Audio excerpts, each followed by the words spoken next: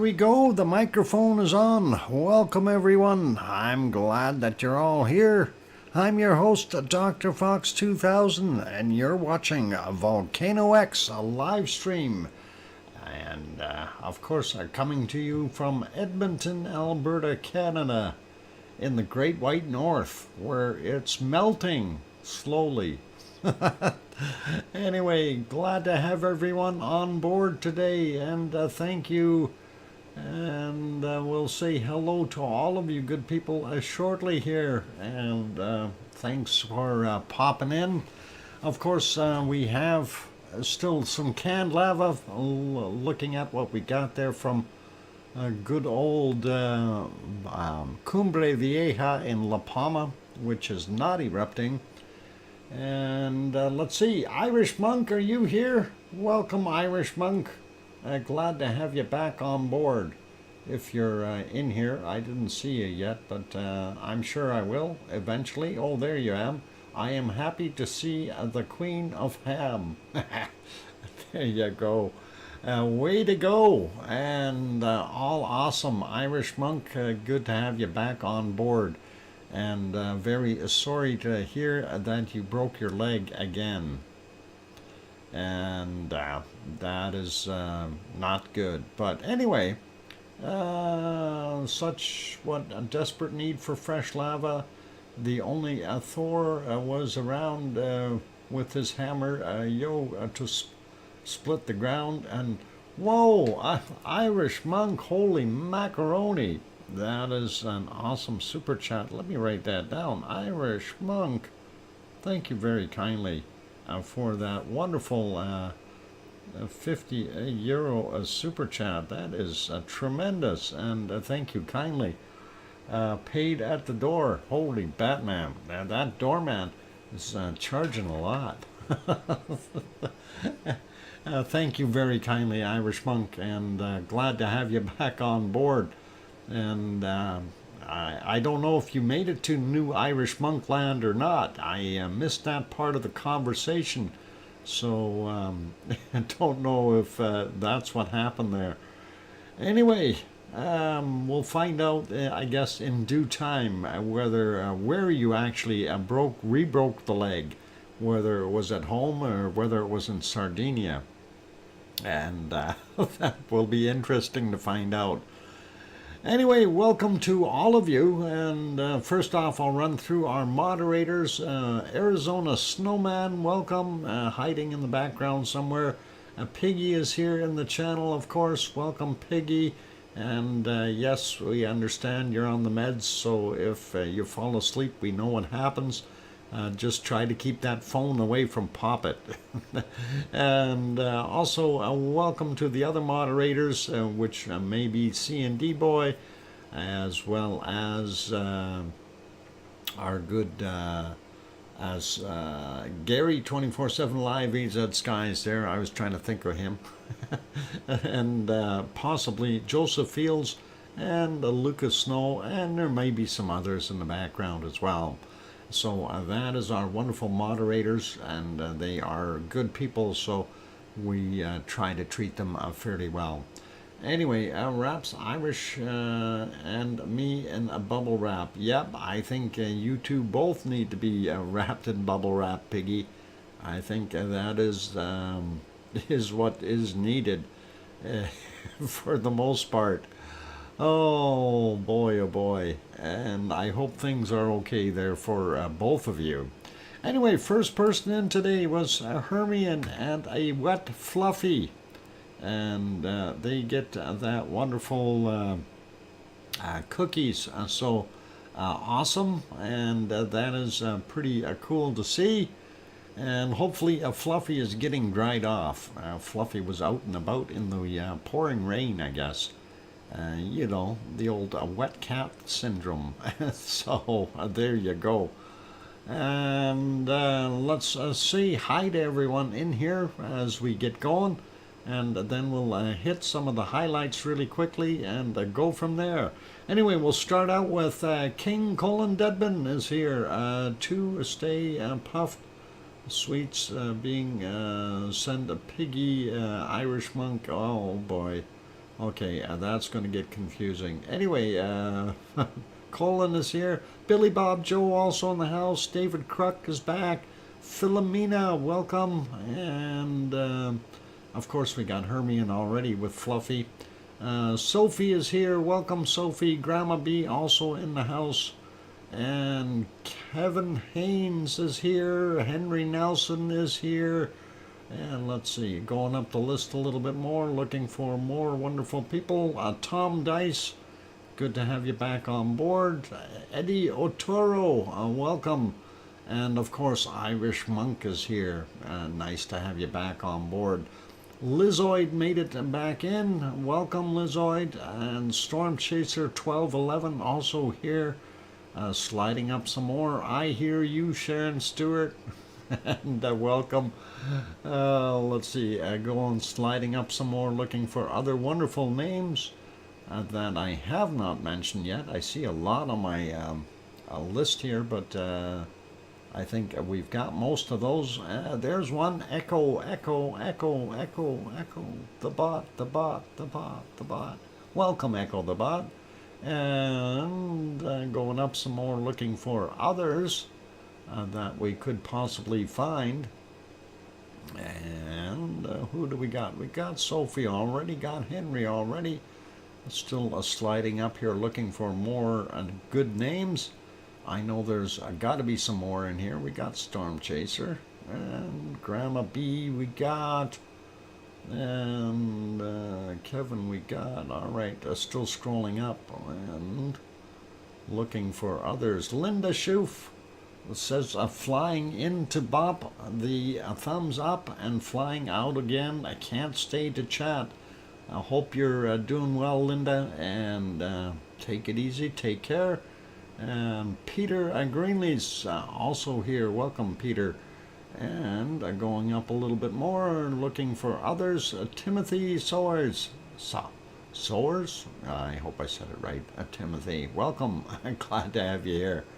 And still going up here. The friendly hypnotist. The friendly hypnotist. Listen to my voice. Listen to it carefully.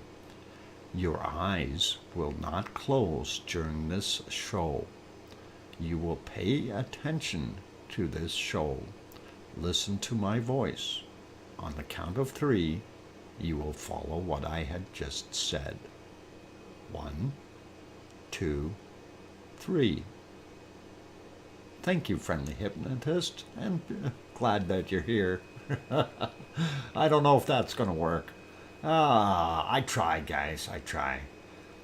They do say my voice has something about it that can do that, but anyway, all cool, and I'm all the way to the top. Don't see any others that we need to call out. So Dr. Fox sends me to sleep. Sorry, Piggy. Oh, gotta have fun, you guys. It's all about having fun, and it is really, really cool. I fall asleep. It's soothing. And you know what, Piggy? If you need to, by all means, do just sit back, close your eyes, and like I said, keep that phone out of Poppet's reach. And everything will be good. Pistol Pete also made it in. Welcome, Pistol Pete. I see you there. And Eddie Oturo, good to have you on board. And let's see, Billy Bob Joe we got, and I think I got everybody else that is in here so far. So awesome, and glad that. Oh, Sandra Rockland also here. I just snuck in the bottom there. Says I'm back from the lounge. Found some cookies and some crayons. A way to go. Poppet not allowed in the room. I turn the chat off now if I leave my phone. Robert Frary also here, and that is cool. Good to have you on board. And Piggy, yeah, good idea. That is kind of important, I guess. Actually, Sophie has got to run and hide if that Poppet gets a hold of that phone again. Anyway, oh, too much fun. Gotta love it. Anyway, so what's shaking, guys? That's actually the big question is, what's going on around the world? Well, you can see that thing on the banner there. It says Merapi volcano, central Java, is got a potential of the risk of the dome collapse remains high, and that's field observations. So they're thinking that there could be a collapse of the dome, and unfortunately, we don't have very good visibility on Merapi right now. But I do want to bring something out real quick and give you a reason why they think that it may collapse. It may have something to do with this. This was from 9 p.m., technically their time yesterday, which is not 9 p.m. here yet. But let's start that video and we'll let it run. I think it's about 4 minutes, and there you can see the this, of course, being in the dark and all that stuff, it's a little hard to tell, but what does that mean, Doc? What will happen?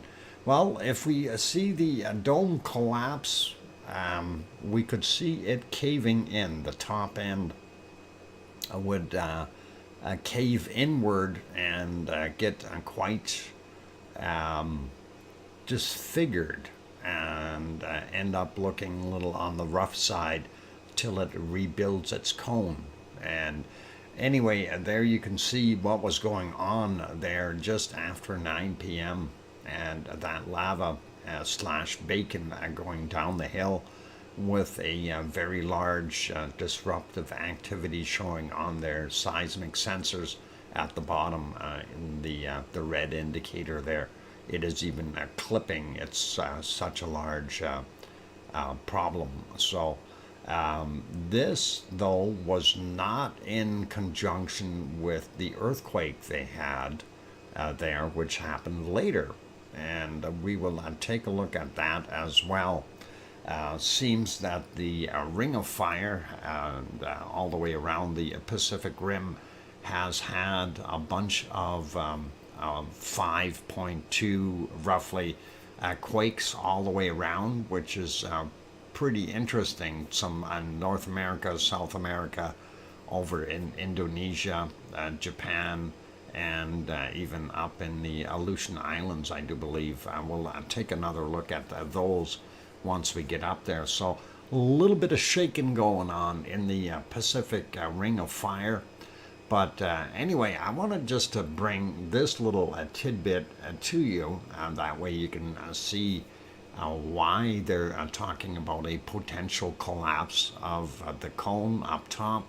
And the area, of course, that would be affected would be the stuff right at the top of the area. So somewhere up here, some of this may crumble off and end up going down the hill.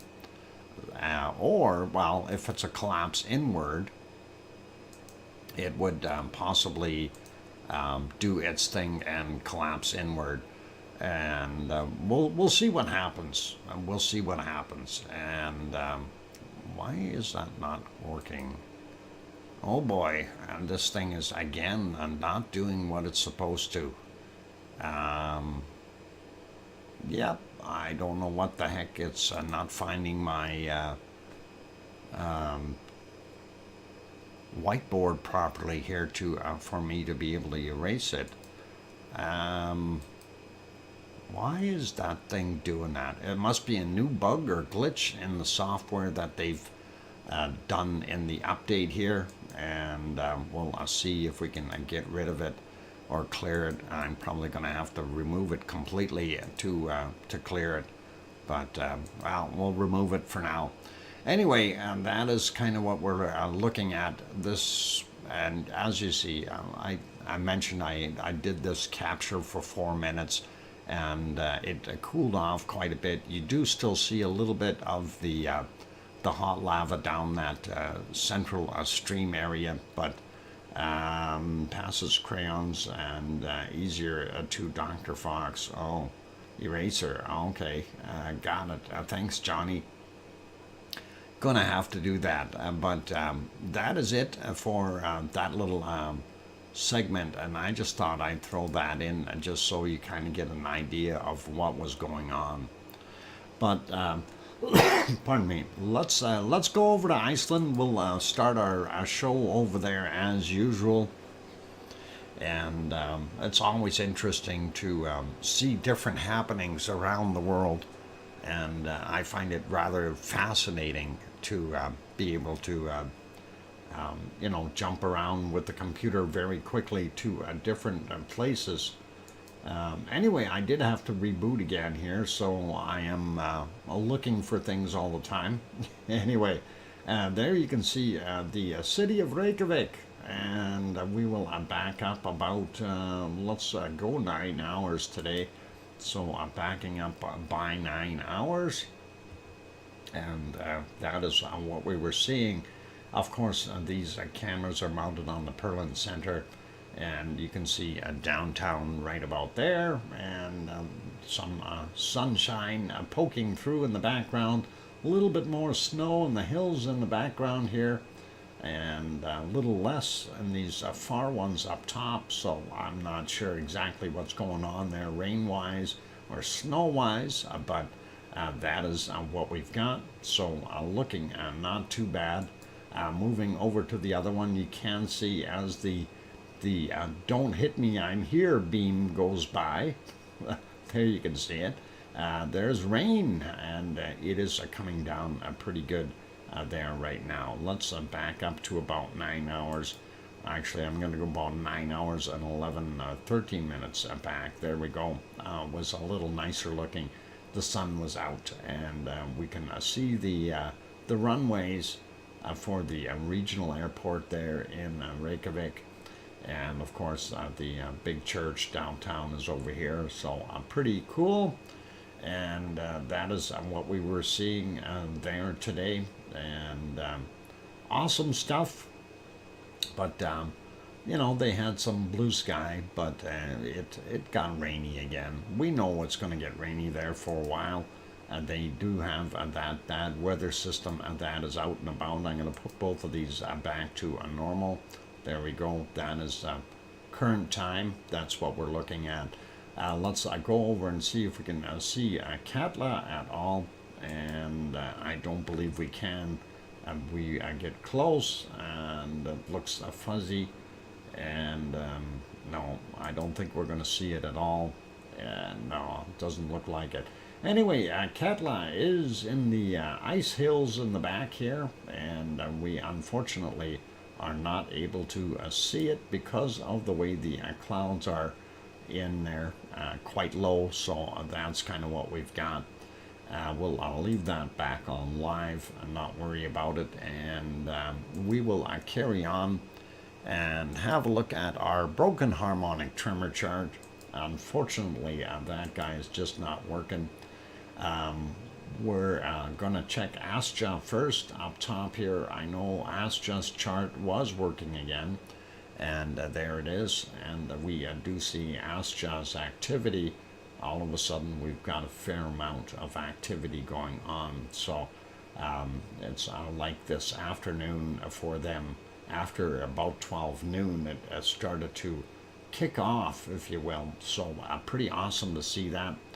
And we do expect to see a couple of larger earthquakes in the area. Going back down, we will take a look at Grimsey and Grimsvatn. Grimsey and Grindavik. And that should be a pretty good indicator of what we've got going on. There we see at Grimsey, we see a fairly large spike spiked up, so that must have been a pretty decent quake up there, and that is about the same spot that we seen the other one. So we'll have a look at that, and then sliding down a little bit more to the Grindavik chart. There it is, and we see it is still working on its decline. We don't see any major quakes or major spikes in here, so likely not too much happening. This looks pretty steady right now for two of them, and then the blue is going way down. So heading down to the basement, and there we go. Nutty Stream will keeps buffering for me.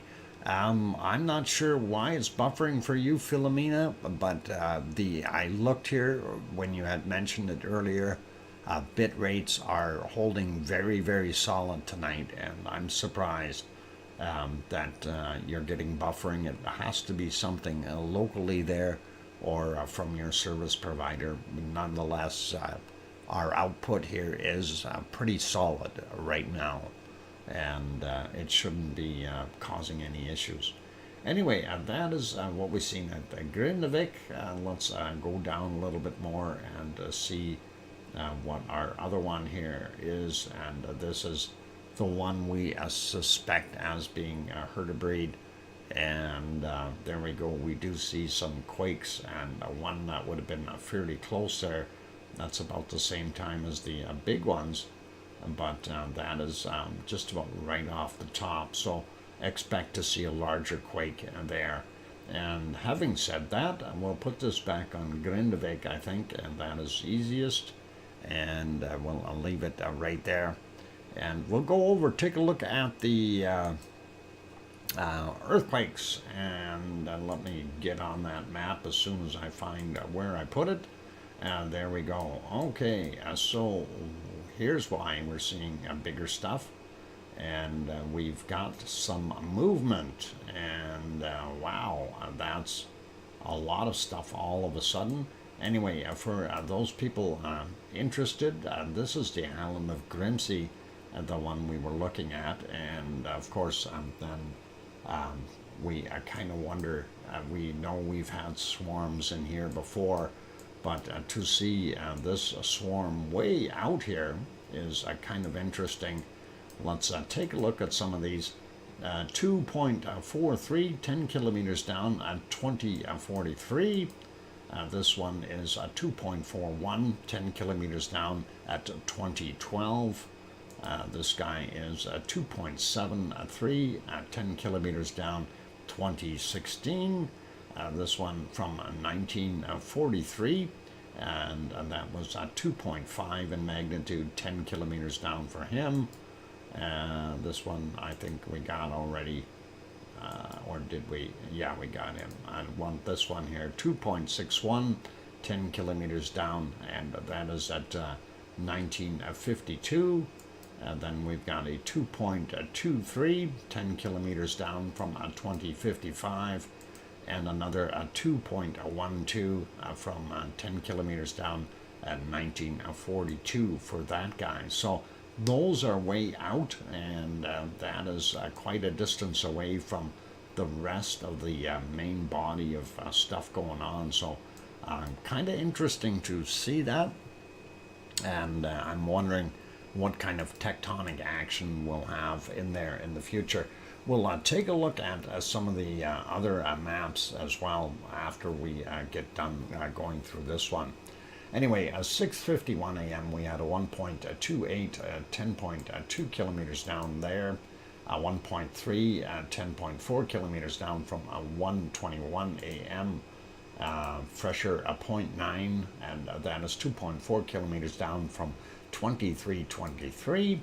Then at 6:52 a.m. a magnitude 1.26, 1.1 kilometer down for him.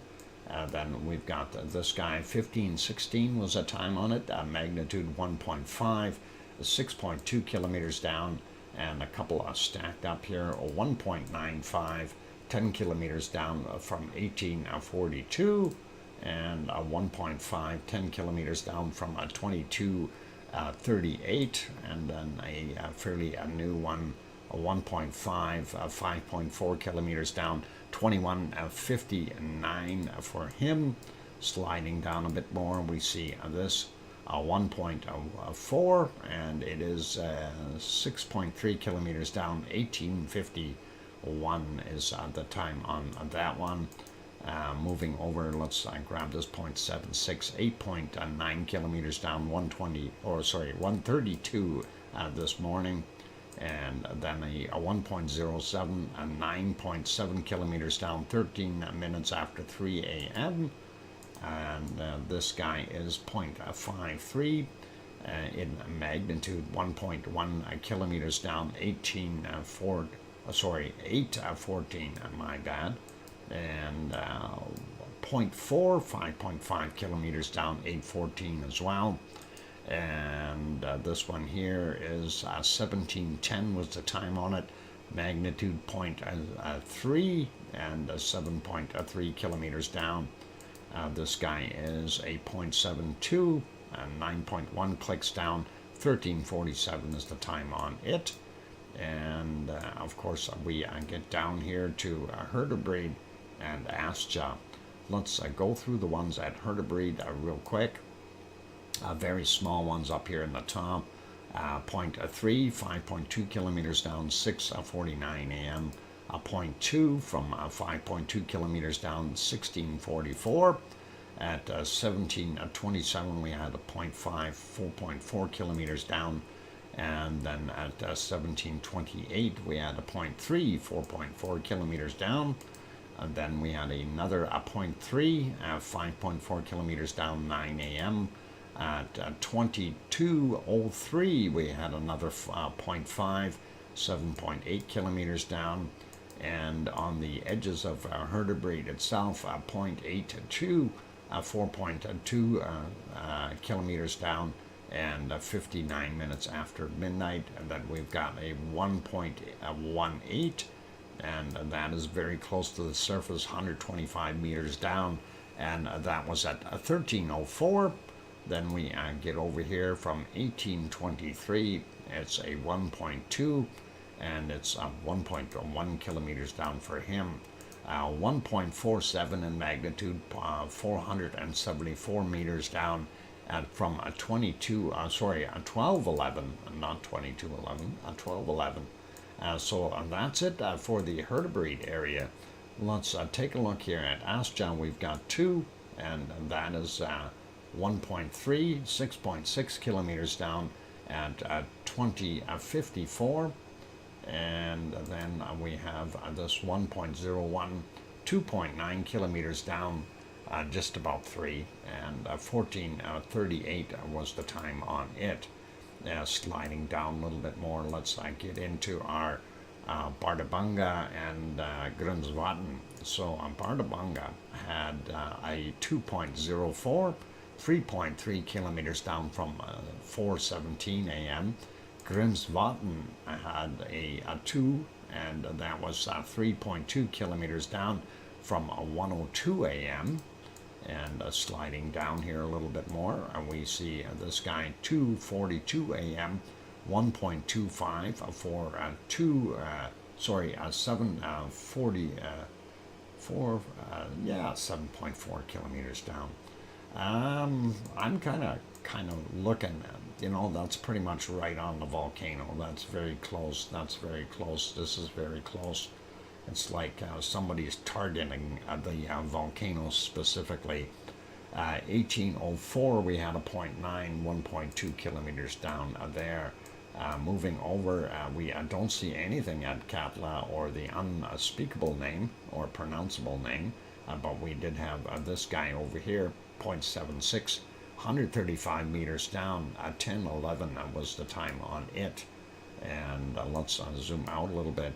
I don't believe we got this one up here, 1.4, 11.2 kilometers down, and that was at 1054. We also see this guy here from 1641, 1.6 kilometers down, 1.6 in magnitude, 5.1 kilometers down. I'll get it right. There we go.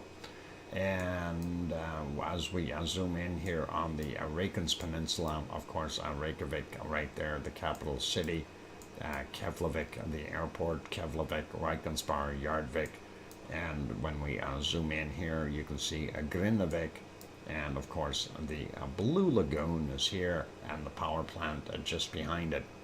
And let's take a look first, though, at these guys. We've got a 0.6, 5.2 kilometers down, 1853 for that. There's a magnitude 0.5, 1.1 kilometers down, 1803 was the time for him. And this is Krusevik there, and we had this 2.42, and that is 6.1 kilometers down from 10:25 a.m. Sliding over a bit more, we pass our wonderful Fragedal area, and Ragnar would be right about there, and Siggy Fisher over here, but we don't have any quakes in our area, and that's not good. I want to see some quakes. I want to see lava. Anyway, from 11:04 a.m. We had this 1.55, 5.1 kilometers down. Then from 9:50 a.m. a 0.8, and that is 5 kilometers down. From 9:29 we had a 0.86, 4.5 kilometers down, and a 0.88, 4.4 kilometers down from 9:13 a.m. So that just about wraps up our quakes, I think, for our good old Iceland. Real quick shot. I want to pop over to the other map. Yes, 2 minutes for the break, and we'll take a look at that in a second. Where's my map? I'm going to go to this map, and I just want to see. I'm going to refresh this one because I don't think it is refreshed. There we go. And no, we don't see anything else up here at all. So nothing around Svalbard or Jan Mayen Island. But we do see this, a 4.8 in the Azores. We'll have to take a look at when we get over there. That is a pretty big quake for the Azores. Anyway, let's put that back here for right now, and get myself ready for the break. I'm going to put you back on some canned lava, and that'll be okay. And I don't know if that is updating. Yeah, it is, and that's all good. So quakes at the Philippines, as John Raper last night. Yeah, there will I get to those quakes. There are a bunch. We did mention some yesterday, and there are more happening. So all good that way. No worries. C&D Boy made it in. Welcome. Glad to have you on board. Anyway, it is that time to take a break. For those good people who are here, if you're enjoying the show, by all means, hit that like button. Of course, our target is to be well over that 100 mark, so our YouTube analytics can do their thing. Also, if you're sitting on the outside, we do have subscriber-only mode on, but it only takes 1 minute to be able to get in and chat in the chat box, if you so desire. And don't forget to hit that bell notification if you're bopping the subscribe button. Neil, Thomas Neil, welcome. Glad to have you on board. Neil reporting. And Neil, head right over to Piggy's office and send her your late note. She is going to want to see it and authorize it. Anyway, Wonky Donkey is here as well. You go to Piggy's office as well, sir. You're late. Anyway, good to have you guys on board. All awesome. I'm your host, DrFox2000, here in Edmonton, Alberta, Canada, and I am going to take a break. Suhei says, I was late too. You got to go to Piggy's office too. Give her your note, and she'll check you in. No worries. All right, I'll be back. Keep smiling, play nice in the lava, and don't do anything I wouldn't do. I'll be back, you guys. Thanks.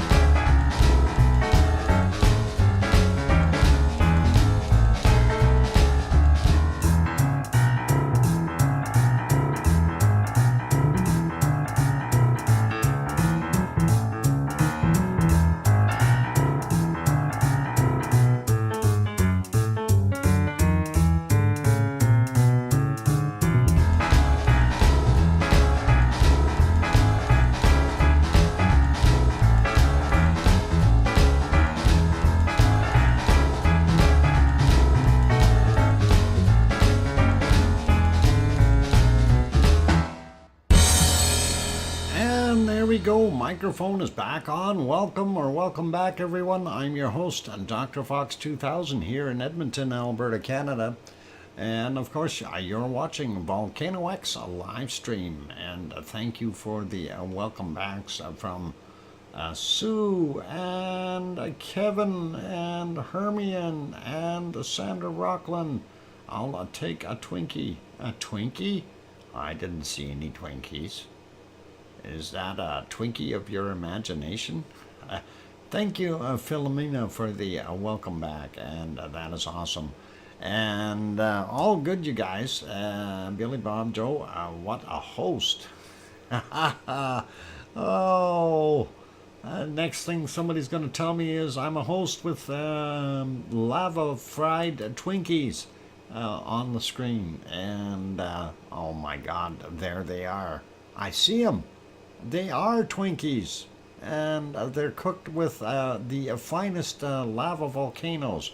Duchess of Elements, welcome, aloha, and good to see you.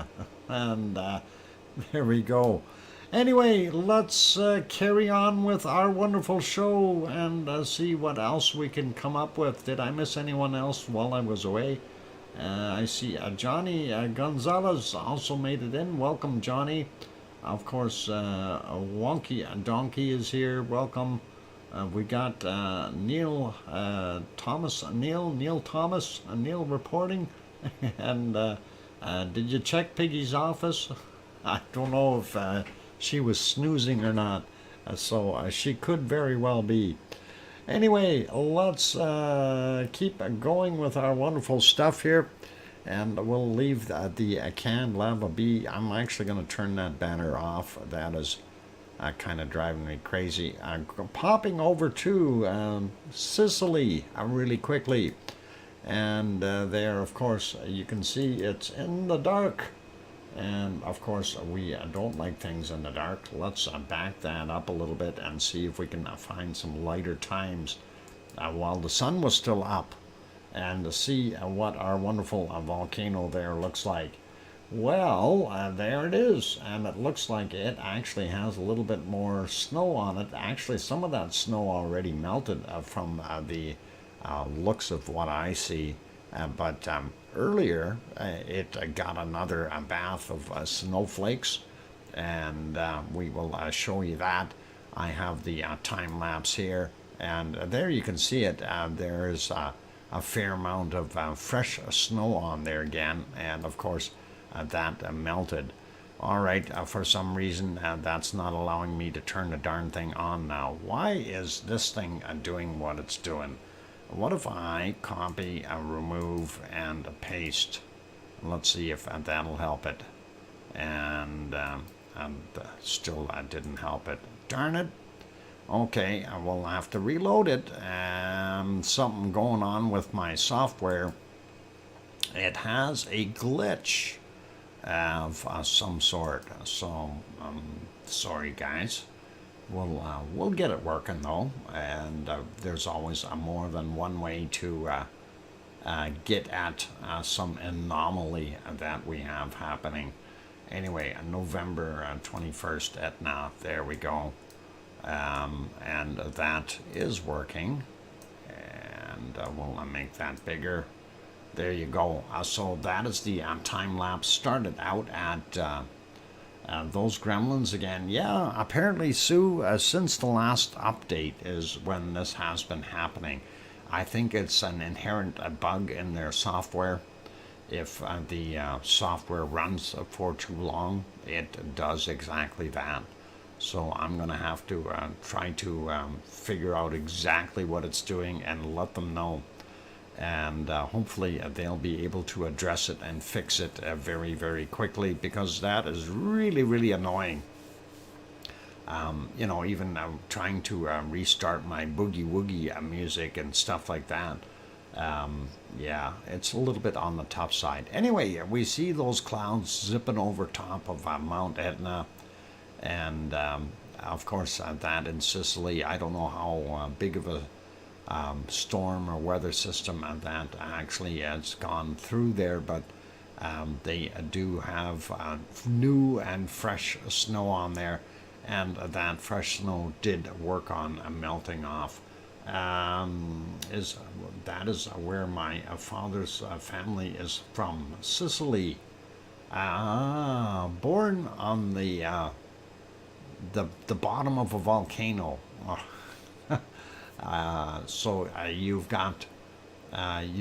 You've got Sicilian blood there, Duchess of Elements, and one of the elements that you have is volcanic lava, or fire, if you will, I guess. But anyway, that is what we were able to record earlier today, and that actually looks pretty awesome. And I think it was kind of neat. Anyway, that is pretty cool. We'll leave it be, and we'll turn that guy off, and we'll put it back to its almost live screen. Well, this is actually about just about 10 hours ago. This is what it looked like, 15:51, or just about 4 p.m. their time.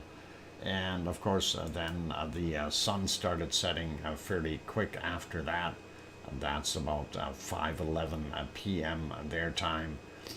You do see a little bit of off-gassing coming from the top of the volcano, indicating that yes, this thing is still doing things.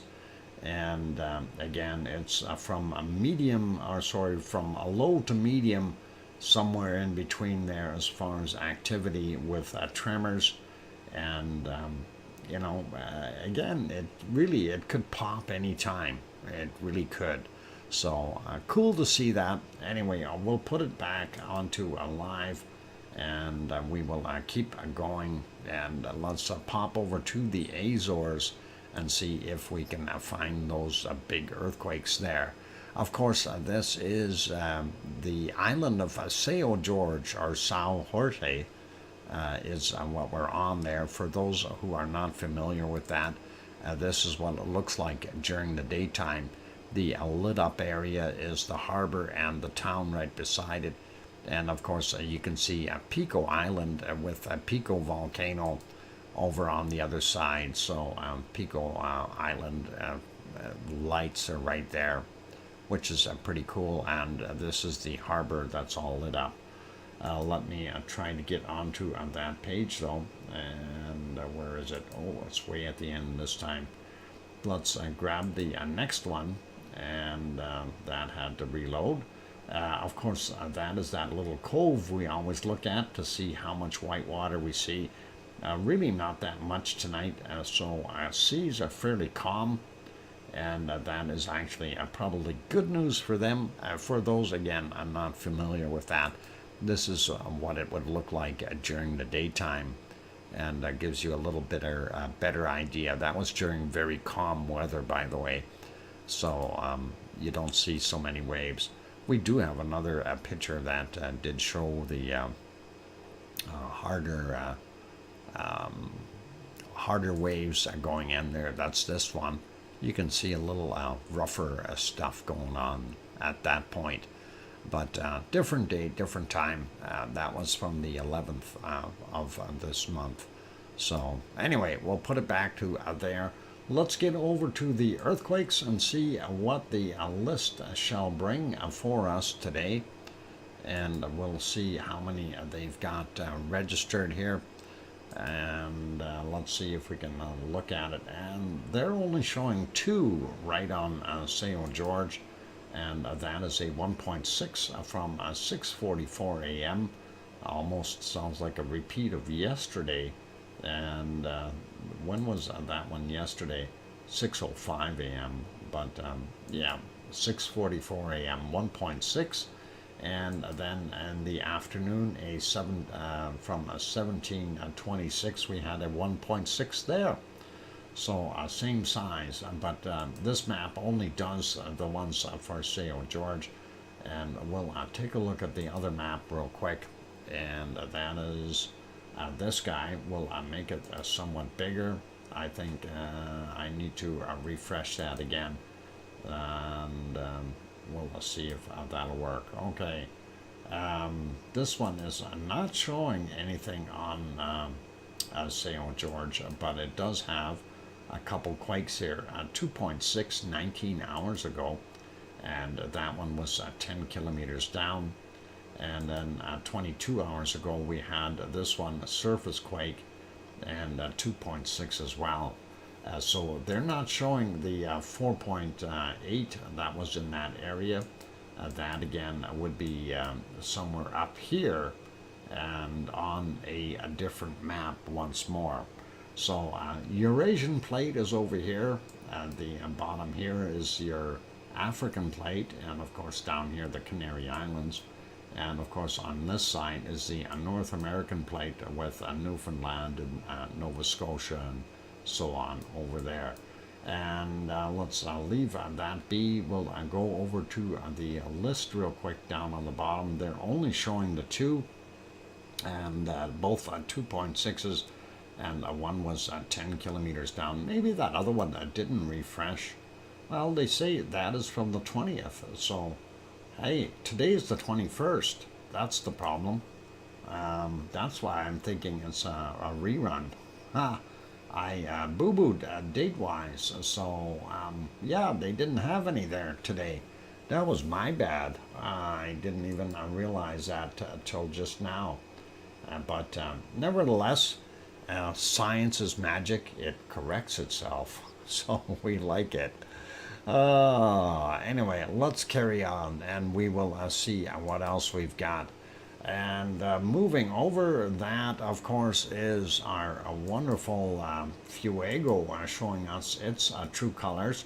Let's go over to Popocatépetl though, and Popocatépetl is clear, but it is also in the dark right now. It's 1850 or 6:50 p.m. there. And Popo has been behaving for the most part. We didn't see any major plumes coming out of it. Nothing that I worry about anyway. We did have a couple of spots there where we seen some heavier off-gassing, but for the most part, it's just chugging along, doing its thing. This is one of the spots there where it did plume up a little bit, but the clouds were in the way, so you couldn't see as well. And really didn't have any dark ashy material coming out or anything like that. You can see a little bit of dust in there, but not a heck of a lot. Let's leave that be. We'll go back a little bit more, and of course we'll battle the clouds here, as it was in the clouds for the most part for a good portion of the day. And we get back about 8 hours and 5 minutes ago. We see a little bit of, pardon me, a little bit of a plume coming out of there.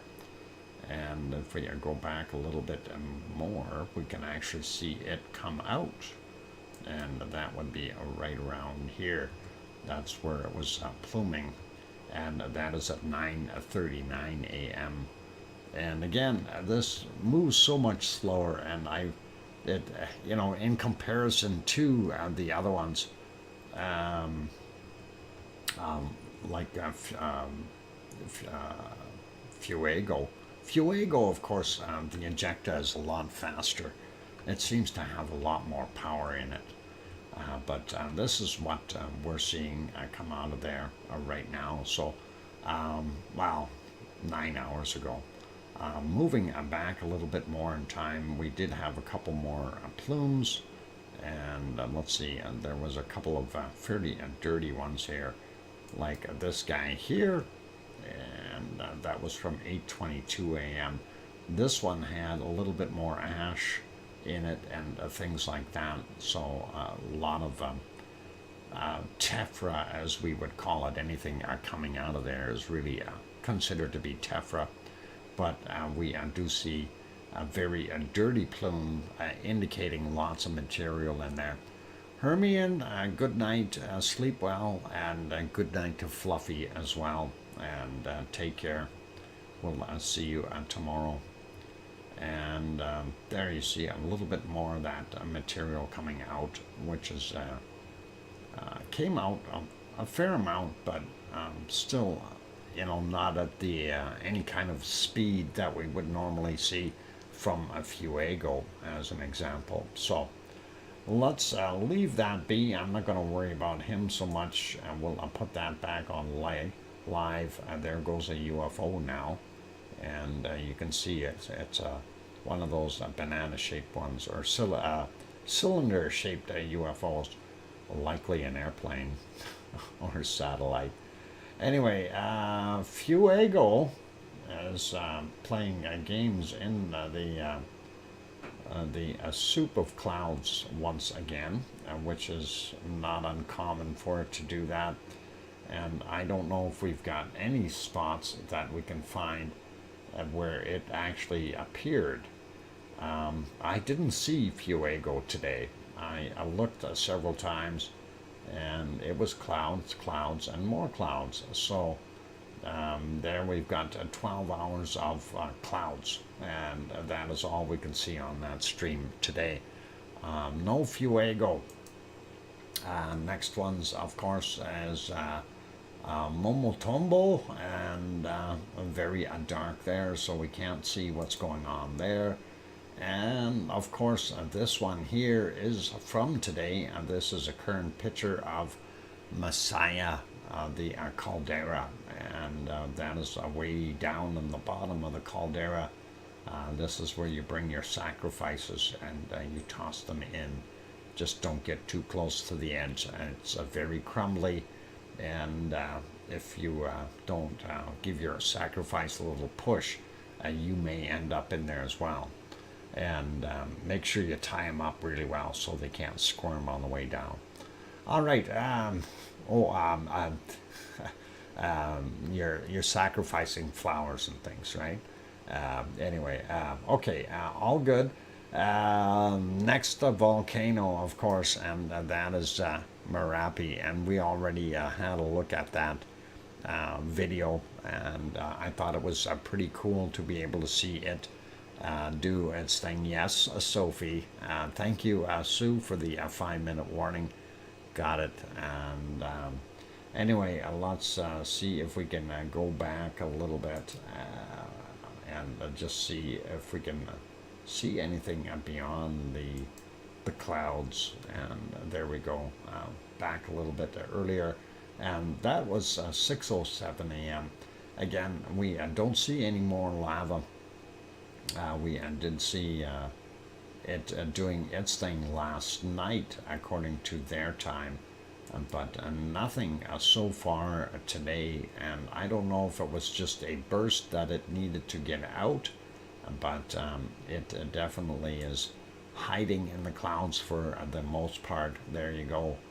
And when it did peek out, I think, well, that would have been back. Let's see if we can actually get to that.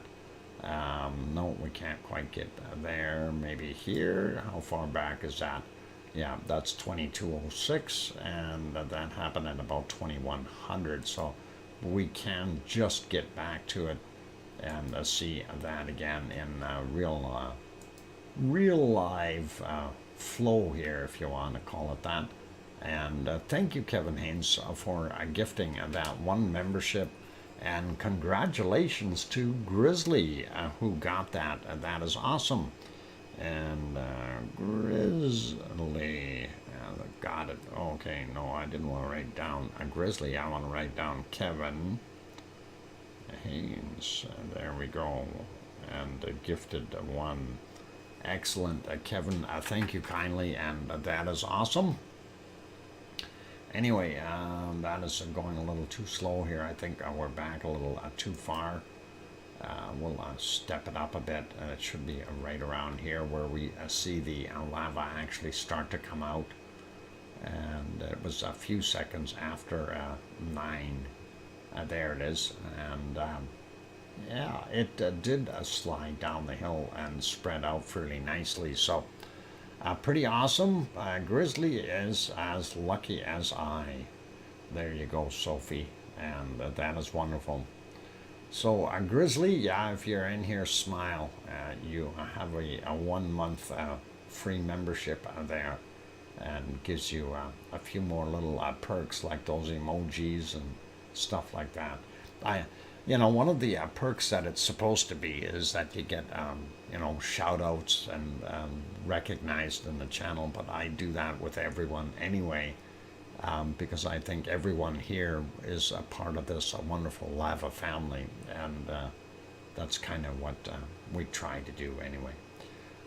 Looking at that lava coming down, because this is a fairly tall mountain, that's actually quite a bit of lava that was ejected and rolling down the hill, so pretty awesome. Hey, OneFish26, welcome. I'm glad to have you on board.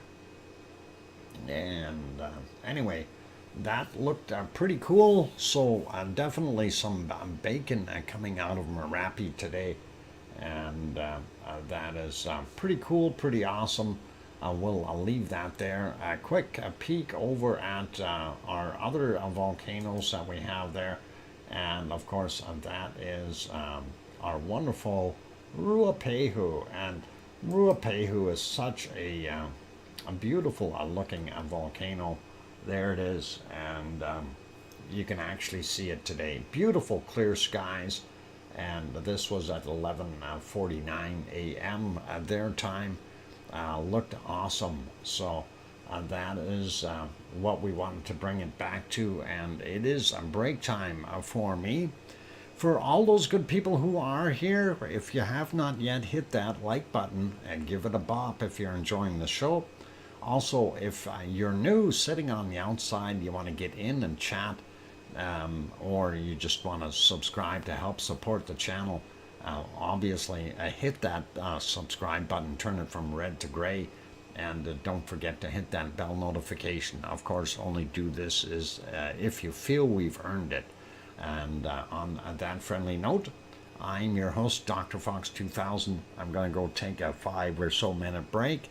And after we come back from the break, we will have bacon seeds. Yay! And they're kind of nice. Anyway, we'll be back. I'll put you back on the canned lava. Keep smiling, and it looks so cool. Yeah, it is cold up there. It's actually really, really cold up there. You don't want to go up there. And in case you ever need to know, that's what the top looks like. Without so much snow in it. Okay, and that is the top of Ruapehu, and putting that back to there. Okay, I'm gonna go take that break. I'll put you back. Oh, hang on. Why is that not turning on? Oh, ignore that music.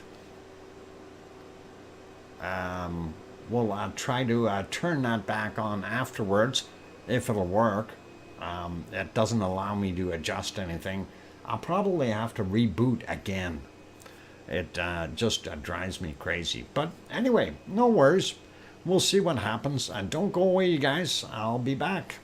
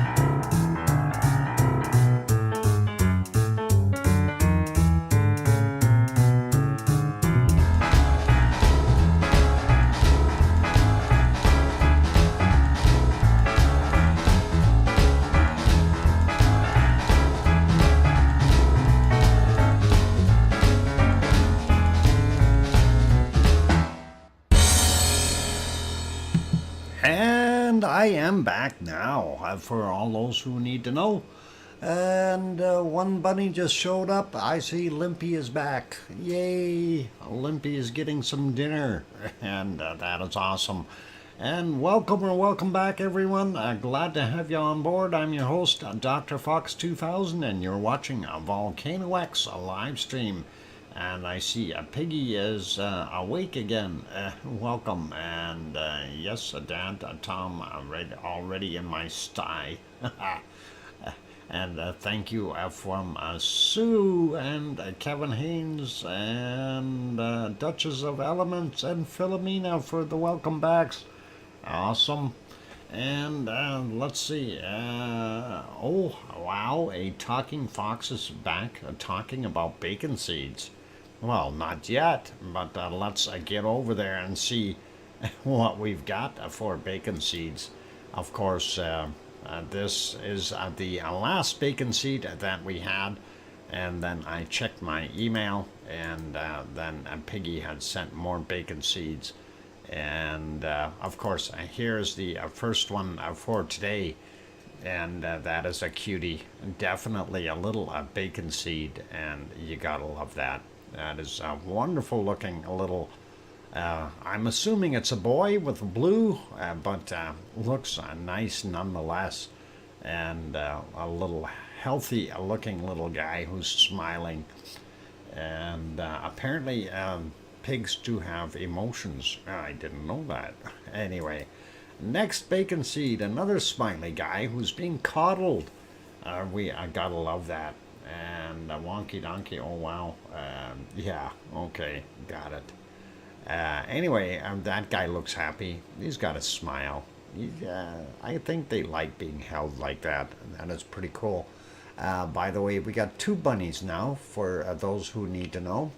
Both bunnies are eating, and that is always cool. And we'll get to the next one. This is if you don't like bacon seeds. This is telling you exactly what that pig thinks of it. Anyway, that is cool. No worries. And we will carry on. And next bacon seed is this guy. Getting a brushing and always enjoying the brushings. Brushings with a soft brush have to feel good. I know I wouldn't mind being brushed with a soft brush. That would be all right.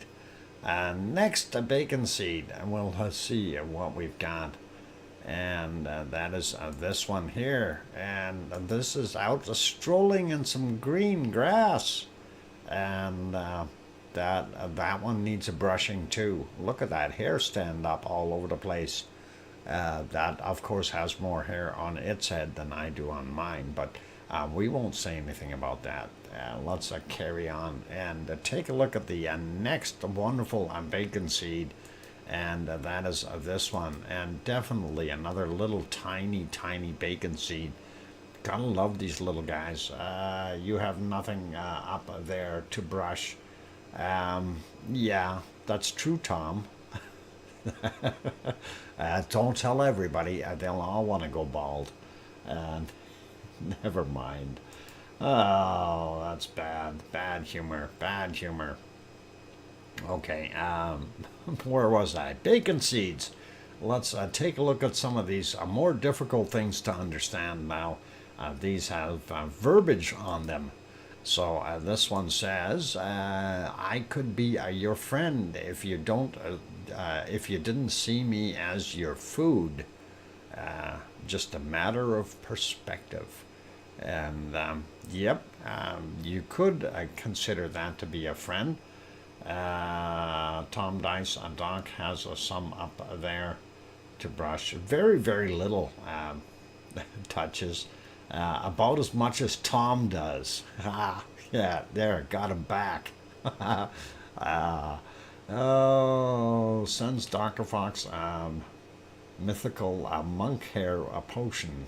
Ooh, that'll be cool, and we'll see what happens there, Irish monk, if that'll make it grow. That isn't using pigeon poop or anything like that, is it? that back in the Roman days they used to do that. You have a mustache to brush. Well, that's true, Sue. I do, and a very nice mustache at that. So you never know. Anyway, next one to consider here, and this for those with smaller devices, I will read some of these things off for you. Pigs are amazing, okay? And it says pigs learn their name by 2 to 3 weeks old, which is something I didn't know. Pigs rank number 4 in intelligence. Oh, okay. Compared to what? Anyway, pigs enjoy listening to music, and pigs communicate with over 20 unique vocalizations. That is very cool. Pigs have no sweat glands, so no odor. So, yeah, pigs have no odor, you guys. That's something I didn't know. Pigs have a cognitive ability similar to a 3-year-old child. All right, that would explain lots. Pigs are clean animals. Okay. Then why do they wallow in mud puddles? Pigs feel pain and love. All right, I can understand that. And pigs are emotional and sensitive animals. I believe that. Perfectibility says humans, apes, and porpoises, and pigs is number 4. Too cool. And I didn't know some of these things about pigs, but you know, if they have an intelligence factor of about a 3-year-old child, some 3-year-olds are actually very smart. So, Opatas, I'm getting hungry. Well, go have some cookies. There's some lava cookies in the lounge. Dr. Fox, goats like to lick humans with beards. Okay. Is that Irish? Are they tasting them, or are they just licking them because they like to do that? You know, I mean, they, you know, the definition of a goat beard is a goatee, right? So, you never know. Never mind. All right, we'll carry on. I feel this list is sensationalized on some of this points. Pottas, you may be right. Anyway, last bacon seed for today, and this is a funny one. Of course, the pig is in the hospital getting fixed, and the mama pig comes to visit, and of course, the doctor pig says, he's cured. And of course, that's not the kind of joke that you want to tell a pig. But get it? He's cured. He's never mind. Bad humor. Bad humor. It is funny, but it's bad humor. Piggy, don't look at that. And Piggy, you'll never want to go to a hospital again. There we go. Okay, I remember feeding them at Mom's friend's farm, and they were definitely stinky. Actually, they can be very clean, which is really cool, and we don't mind that. I don't after today. I wouldn't either, Piggy. That would be a bad situation, and we'll see how that goes. Anyway, one of the 2 bunnies I was eating took off, and Limpy is still in the dispenser area looking, and maybe I'm going to take off right away too. Dr. Fox, when I was in state custody, I lived up in a group home. We had a farm oh my God, the pigs were huge. Wow. Then that's beyond bacon seeds, isn't it? that is all right. Anyway, let's carry on with our volcano stuff. And I'm sure bacon seeds smell good, though. Babies always smell good. Yeah. Okay, we'll get rid of this big banner here. And we'll carry on with what we're doing as far as looking at other volcanoes. So let's try to find the page where that is on. And of course, it's cloudy, so it's hard to tell. There it is. Let's back that up a little bit. And of course, we were kind of watching that in the pre-show a little bit. And there you go. That is at 6:32 a.m. That is what we were seeing. It wasn't too bad, but we didn't see any major lava flowing out of it. And they did have a couple little puffs coming out of the top of Semeru, and we didn't see too much else. And that's when they were trying to get things lined up. When we go back in time a little bit, about 5 hours ago, which brings us into the darkness at 3:14, we don't see as much lava as we did the yesterday. And you can tell the glow is up top there, and a couple of little spots there. You can actually see that better in the black and white shot down on the bottom here, but not as much coming out of Semeru. It is still producing a heck of a lot of gas though, and there's a point where we've seen a little bit more of a plume, and that was at 3:04 a.m.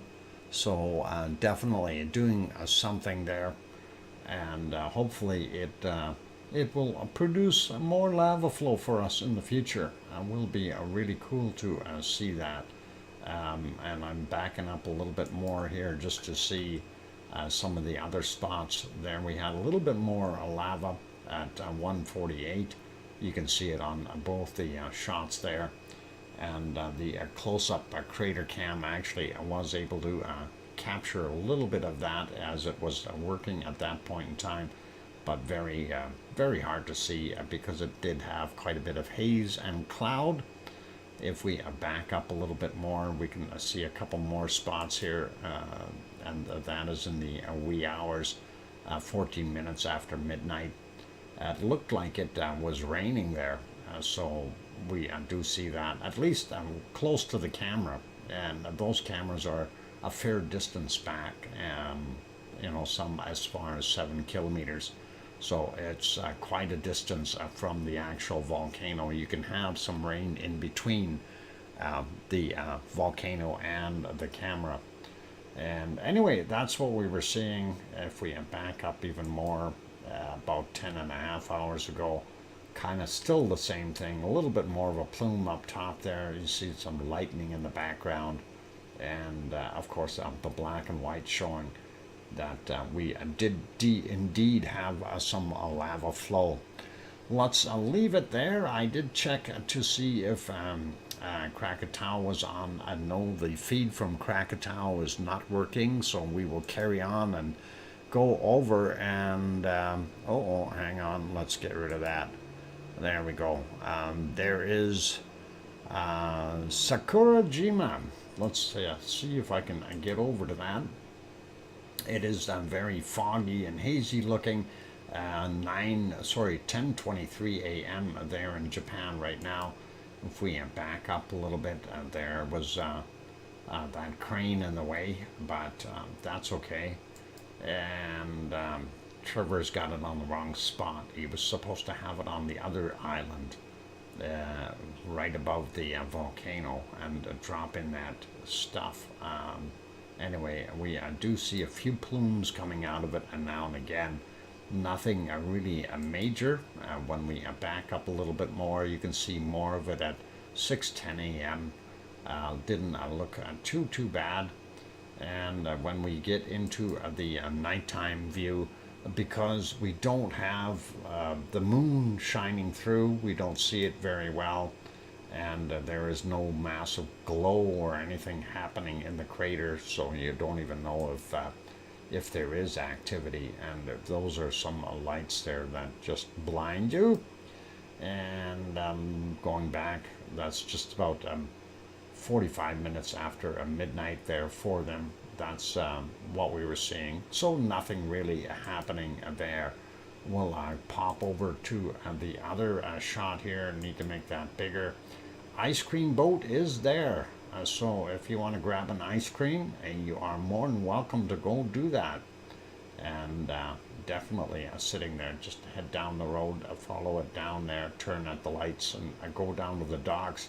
You'll see the vendor set up, and you'll be able to get your ice cream. So pretty cool, and that is awesome. Let's go to our next view, and that is the close-up view, still not working.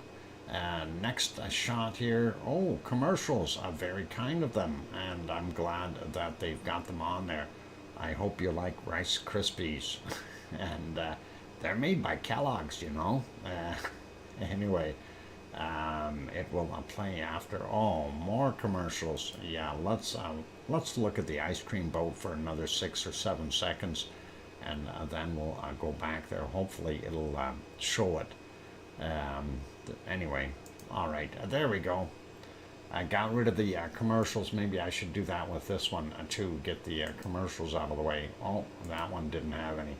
Anyway, there we go.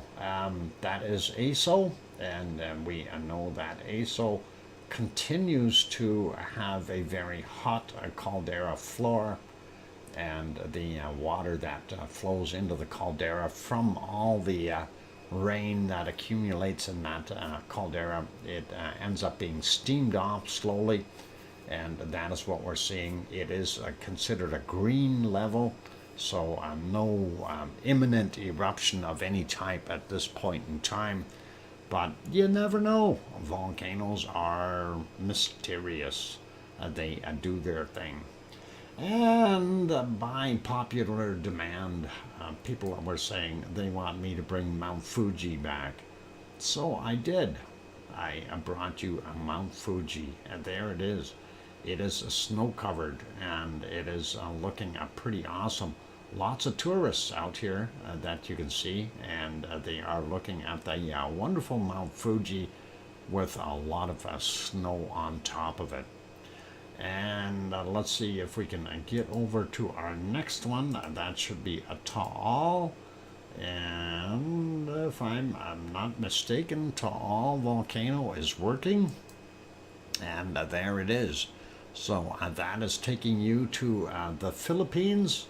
And there you can see a Taal volcano. And Taal is, actually it's not that tall. It's only 1,300 feet or something like that, and 1,030 feet, 1,035 feet, something like that. You do see some puffing here, some off-gassing, and again, same kind of concept here as over at ASO, where you have a lava or lake inside the caldera, and that lake gets fairly warm and does its thing. So that is a Taal. We know it's still there, hasn't done anything. Sue, that is hard to pronounce. I missed what you said earlier there, but you misspelled it. Yeah, I'd misspell that too. Klausches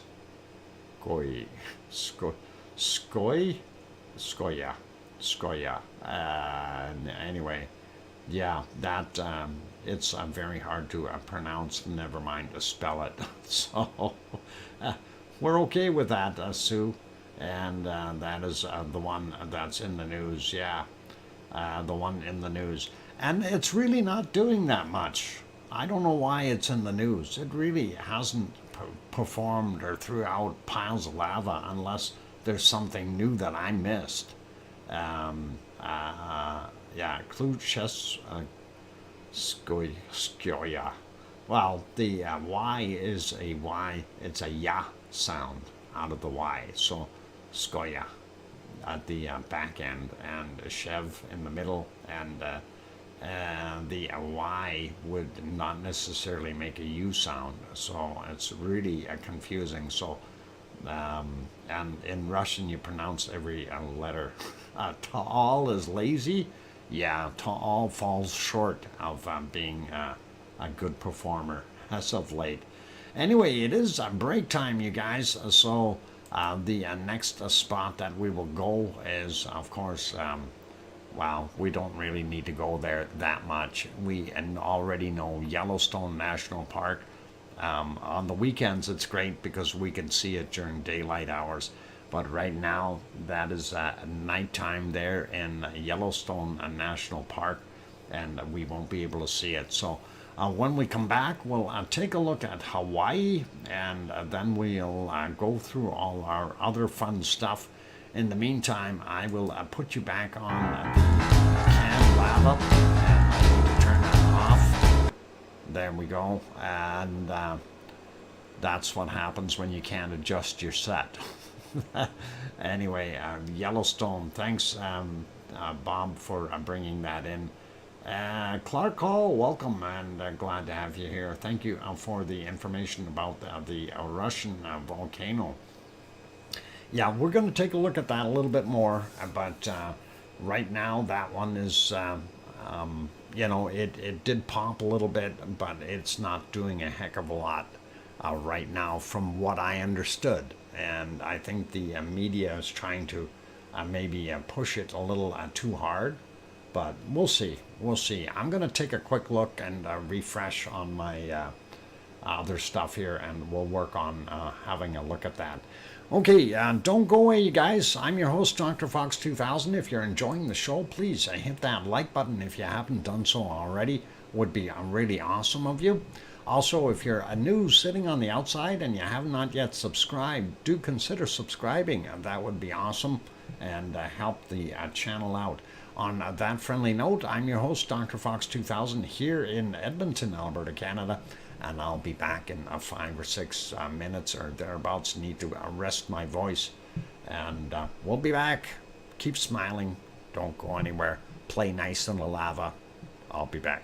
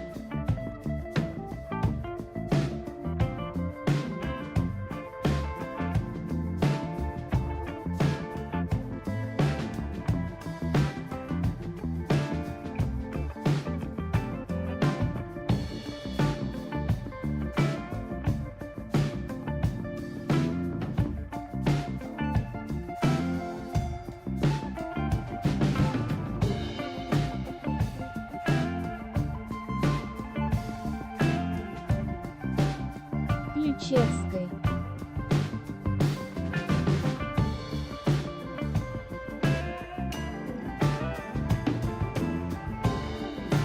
Ключевской. Ключевской.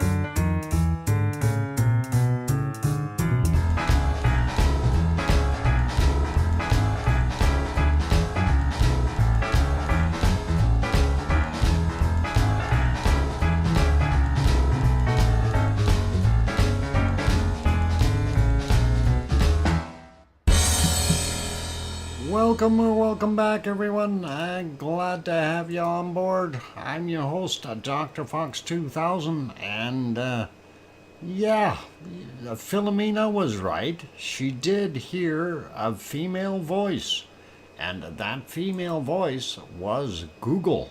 And I will play it again. And I know it's not as loud as it could be, but let's see if we can do this. This is the Russian pronunciation for that volcano. Ключевской. Ключевской. Ключевской. Yeah, I don't hear it because my volume is turned down quite low. Let me try that again. I'm turning it up. Ключевской. Ключевки. Yeah, oh boy. This is in English. Ключевской. Ключевской. Ключевской is in the English term. Okay, that is the Google translation for it. That's what I was hearing. And you are right.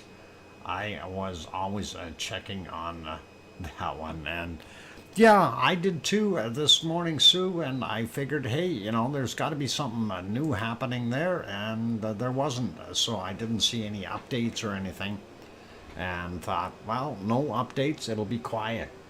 let's carry on though, and we will go over here and take a look at what Hawaii looked like this morning. And the Duchess of Elements will probably be very familiar with that scene.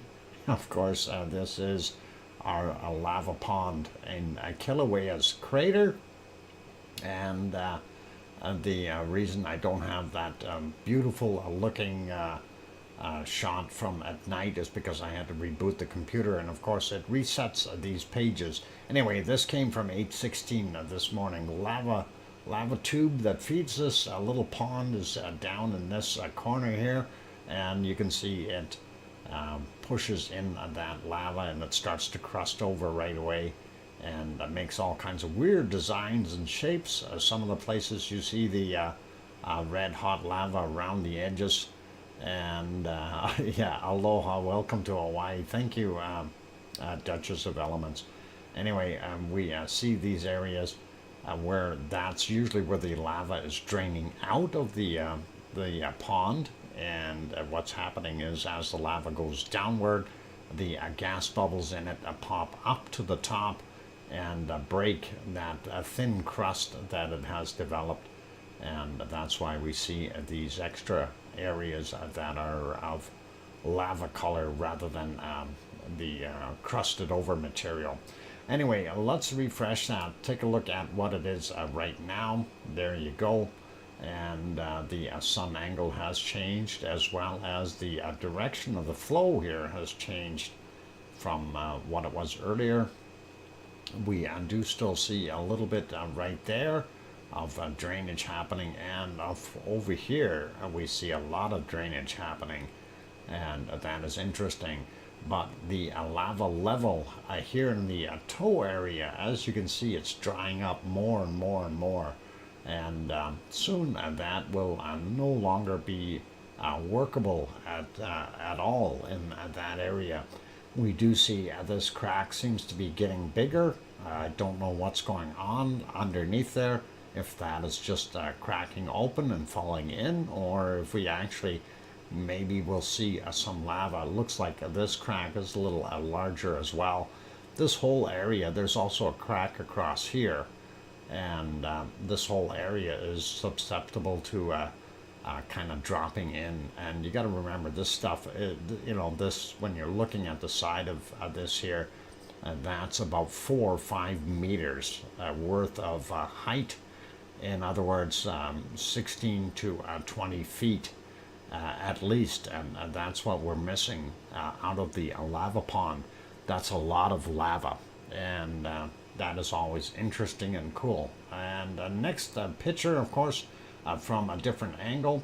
Primary vent is right about here. The little hornito that feeds that lava tube would be about here, and there's your pond. There's the toe area. You can see those big cracks along there. There's Pig Island. We do see some smoke up on the side of the hill here, so emanating from fairly far up. Always interesting. And then on the back side here, we continue to see some smoke coming up there. And I'm wondering if that's smoke coming out of these areas as well up top. We're going to have to keep an eye on that. That is really fascinating if we are starting to see a smoke emanating from up in the top area of the caldera. Really, well, I shouldn't say top. This would be the top, but that second layer. Very cool and interesting looking nonetheless. And we'll take a look at the next shot. That'll be from over here across this way. And that is this one here. And that is fairly current, I think. And double check here, 15:21 was the time on it. And yep, that's still what we're seeing. So Pig Island right there, our lava pond, the toe area. And we are not able to see the end of the lava tube right now because of the way the shadow is there. But the hornito would be over here, and a primary vent there. We do still see it smoking over here. It looks like it changed location a little bit, but there is a light spot here that is fairly warm, and we can see it glowing in the thermal. So let's pop over to the thermal image, and that is the current thermal image. And right in here is your primary vent. There's the little hole for the lava, the hornito, and it doesn't look as big and round as it used to. I'm wondering if it too is having difficulties and starting to collapse on us. But the lava tube is still underneath here, and there's your tow area, lava pond, and then of course that hot spot out back that we just finished mentioning. That's kind of what we've got for there right now. Let's take a look at what we've got on top of Mauna Loa. So this was all Mauna Kea. This is Mauna Loa at present, and it looks very quiet, peaceful, and very large. And that is one huge caldera, and hopefully that will never all go off at the same time. Hopefully it'll pick a little spot and just spout out or something, because if that does go, boy, it'll be a one heck of an eruption. Anyway, that's what we're seeing. Because the light difference, we don't see our UFO lights in there today, and that is all good. And Robert Frary saying ho, who, ho, how, hi. Welcome, Robert. Anyway, let's go over to the Hawaii map. We like this map because we can zoom in a little bit, and we can take a look at some of the stuff on top of Mauna Loa. You can find the Hawaii map by punching in Hawaii map. It will give you a shortcut there from the bot, and you can always go have a look on your own. Anyway, this is the actual caldera in a thermal view, and just to mention again, this is not lava. Well, this is a cooled lava. It's not active hot lava, okay? It's cold lava. The temperature, of course, is on the side here, so when you see it somewhere around the color here, the yellow color, about 30 degrees Celsius, that's about 20 degrees Celsius, 10 degrees Celsius. Gives you a pretty good idea. And as we get down into the purples here, that is getting closer to 0 degrees as it goes down. And that's a pretty interesting thing. So easy to find, how the Hawaii map. Yep, just type in Hawaii map here, and Kevin Haynes just did it. The link will come up, and you guys are more than welcome to go bring that on and take a look at it. It's pretty cool, pretty awesome, and we do like using it. They do have all kinds of different sensors there. They have the tilt meters, GPS sensors, and so on. Everything is there if you want to keep a close eye on Mauna Loa or Kilauea or Hawaii in general. So those are definitely there. Anyway, I'm going to put it back on here so I can find it later. Caldera is 6 by 2.5 kilometers. That is 6 kilometers by 2.5 kilometers. That is huge. That is huge, Robert. Thank you for that little tidbit.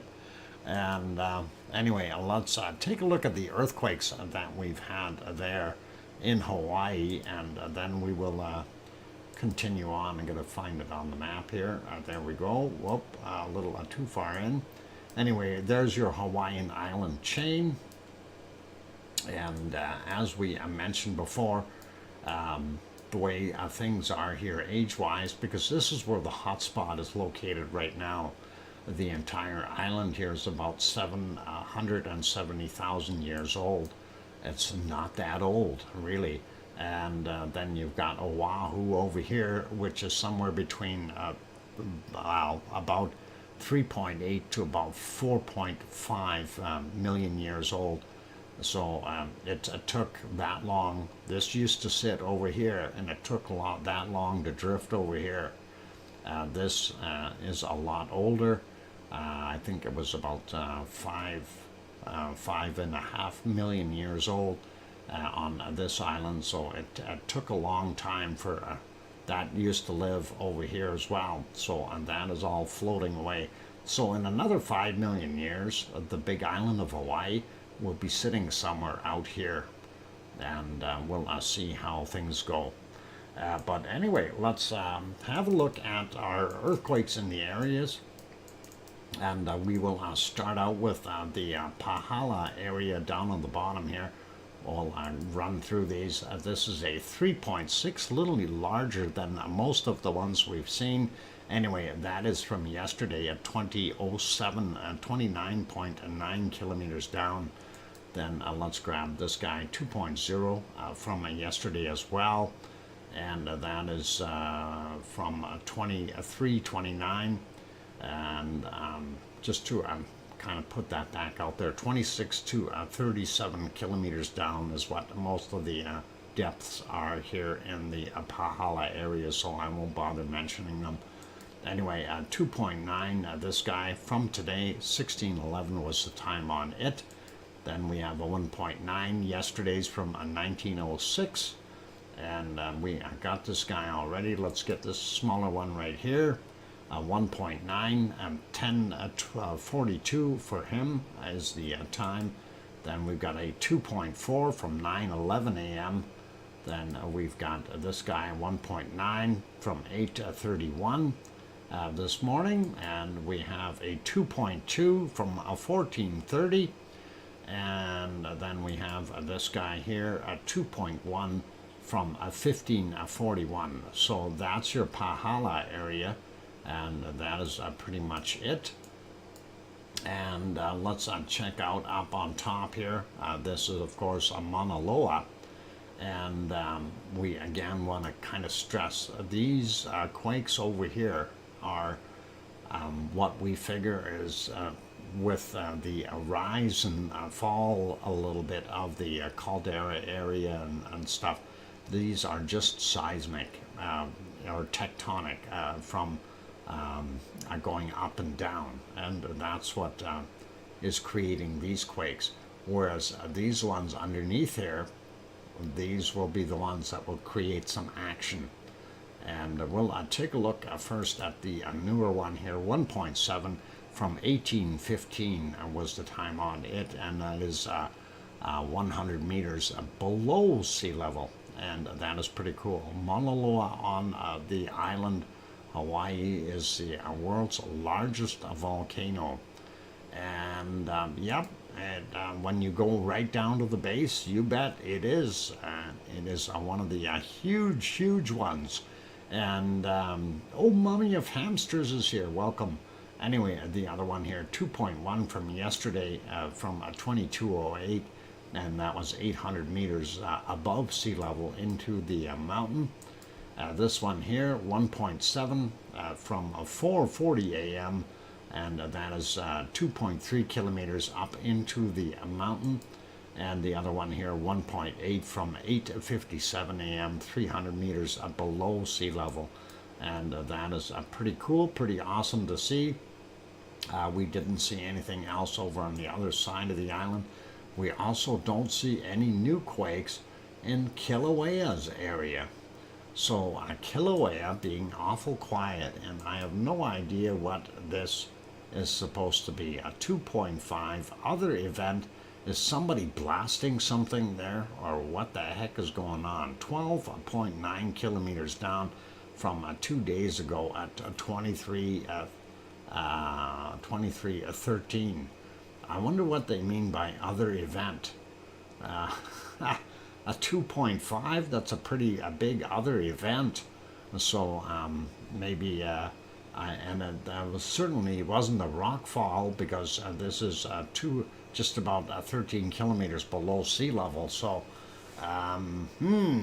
things that make you go, okay, makes kind of no sense, but we'll see what other event it may have been in the near future. Anyway, gonna cruise around the world real quick. We'll start out here on the western side of the United States. We see a fairly good size 5.2 straight out from Oregon, and of course they're showing the tsunami warning. There is no tsunami. We kind of discussed this before. If we have a vertical, I guess we would say it a line perpendicular or in line with the flow rate or movement. The movement is from this direction going this way. So you're not going to see, not necessarily going to see a tsunami of any type. And anyway, that is, if we click on that, it'll tell you no tsunami warning. So there you go. And we're not going to worry about that. And that was there. It was new from 8:42 a.m. But the fact that it was a 5.2 was what was interesting to me. This 2.9 here from 11:47 as well, just so we don't leave that one out. We do see a couple bigger quakes here that we don't normally see. 2.4 there in Pinnacle, California, and another 2.4 there as well. And I do believe they were both around the same time in the morning. No, 4:15 for that one, and the other one was from just about 2 a.m. That one is 10 kilometers down. The other one was 5.8. So continuing there, we also see the continuance here in Texas, 2.3. 6.7 kilometers down, 8:27 a.m. For that little guy, and a 2.1 from 13:08, 8.7 clicks down.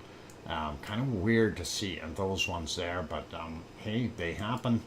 4.3 just off the coast of Guatemala, and that is 76.9 kilometers down. Happened today at 13:23. And sliding down, we got Argentina down here, 4.5, and that is from 1441, 208 kilometers down. Sliding over a little bit more, taking a look at what's happening in New Zealand. New Zealand is pretty quiet, and that is an older one already.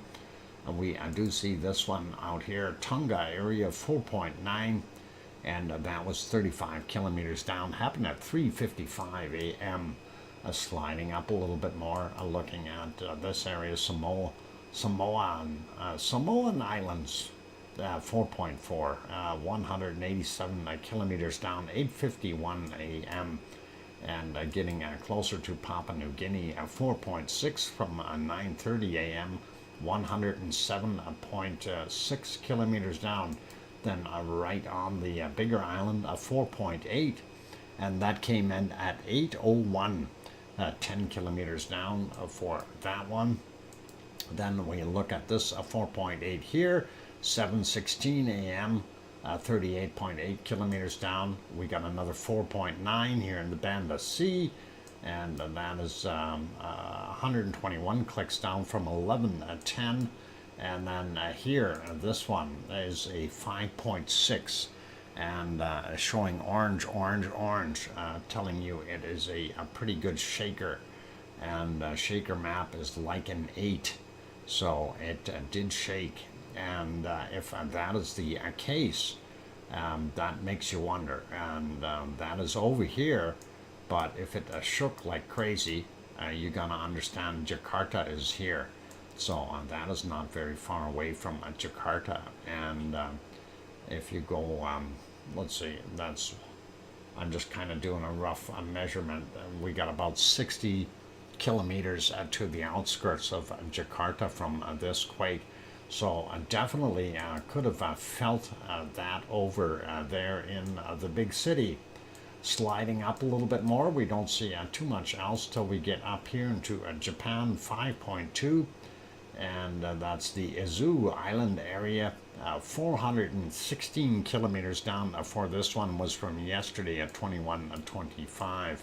Sliding up a little bit more, we do see up here in the Kuril Islands, 4.6, and that was from 1315, 51.9 kilometers down. Then we have this one, 4.7, from 1302, 61.2 kilometers down.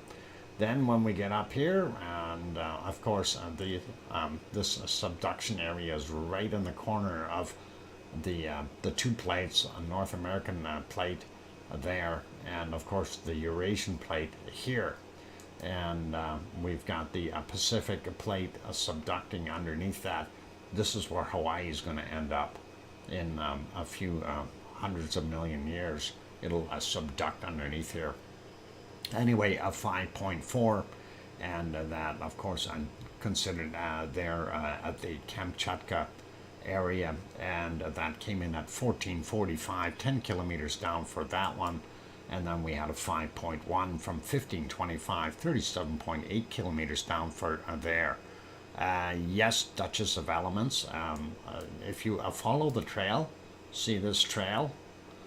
This used to be over the Hawaiian hotspot. These points, they are all coming that way. So they go from here, they go this way, and they will end up going here.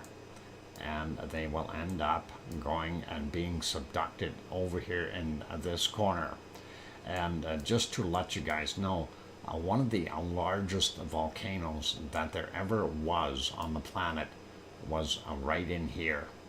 And that I've been doing some research on this. I don't know the name of it, but they said that there was a huge volcano here, and it drifted over as well. And it could have actually been a part of Hawaiian's original hotspot. So yeah, Duchess of Elements, you have nothing to worry about. It took this island 5 million years to get from here to here. Okay, so for them to get all the way over there, all the way to the end and subduct, is going to be a long time. You don't need to worry. You're safe. Anyway, getting into the Aleutian Islands, we do see a fairly large quake there as well, 5.5.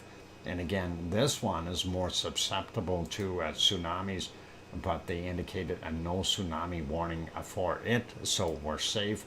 But that is a 5.5, happened at 8:09 a.m. at their time, 13.9 kilometers down.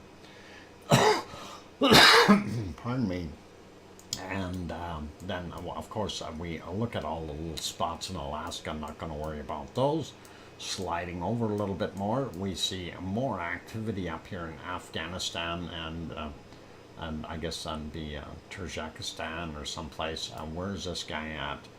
This is actually in China, 4.3, 7:32 a.m., 10 kilometers down. That is their local time. And then this one is, what is it?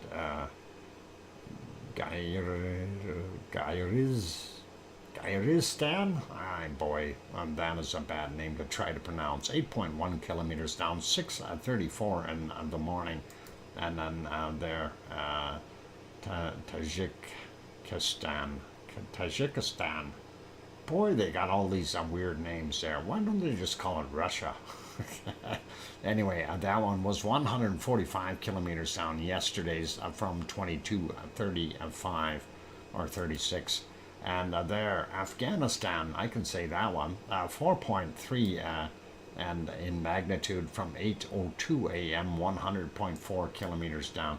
And then there's the missing one, and that is a fair distance still away, 273 kilometers away from Santa Cruz das Flores, Portugal, and that of course is there in here in the Azores. So that should have been listed as Azores, not something weird. But anyway, that's where it is, 10 kilometers down from 2022. That's the earthquakes. And I see Tajikistan, Granzed da Tajikistan. Nah. Anyway, I'll leave it as that. It is time for me to take another break, and then when we finish from the break, we will come back and we will do the Canary Islands, and we'll refresh that one now, so we don't need to worry about that. And we'll get back to that one, and then we will go from there.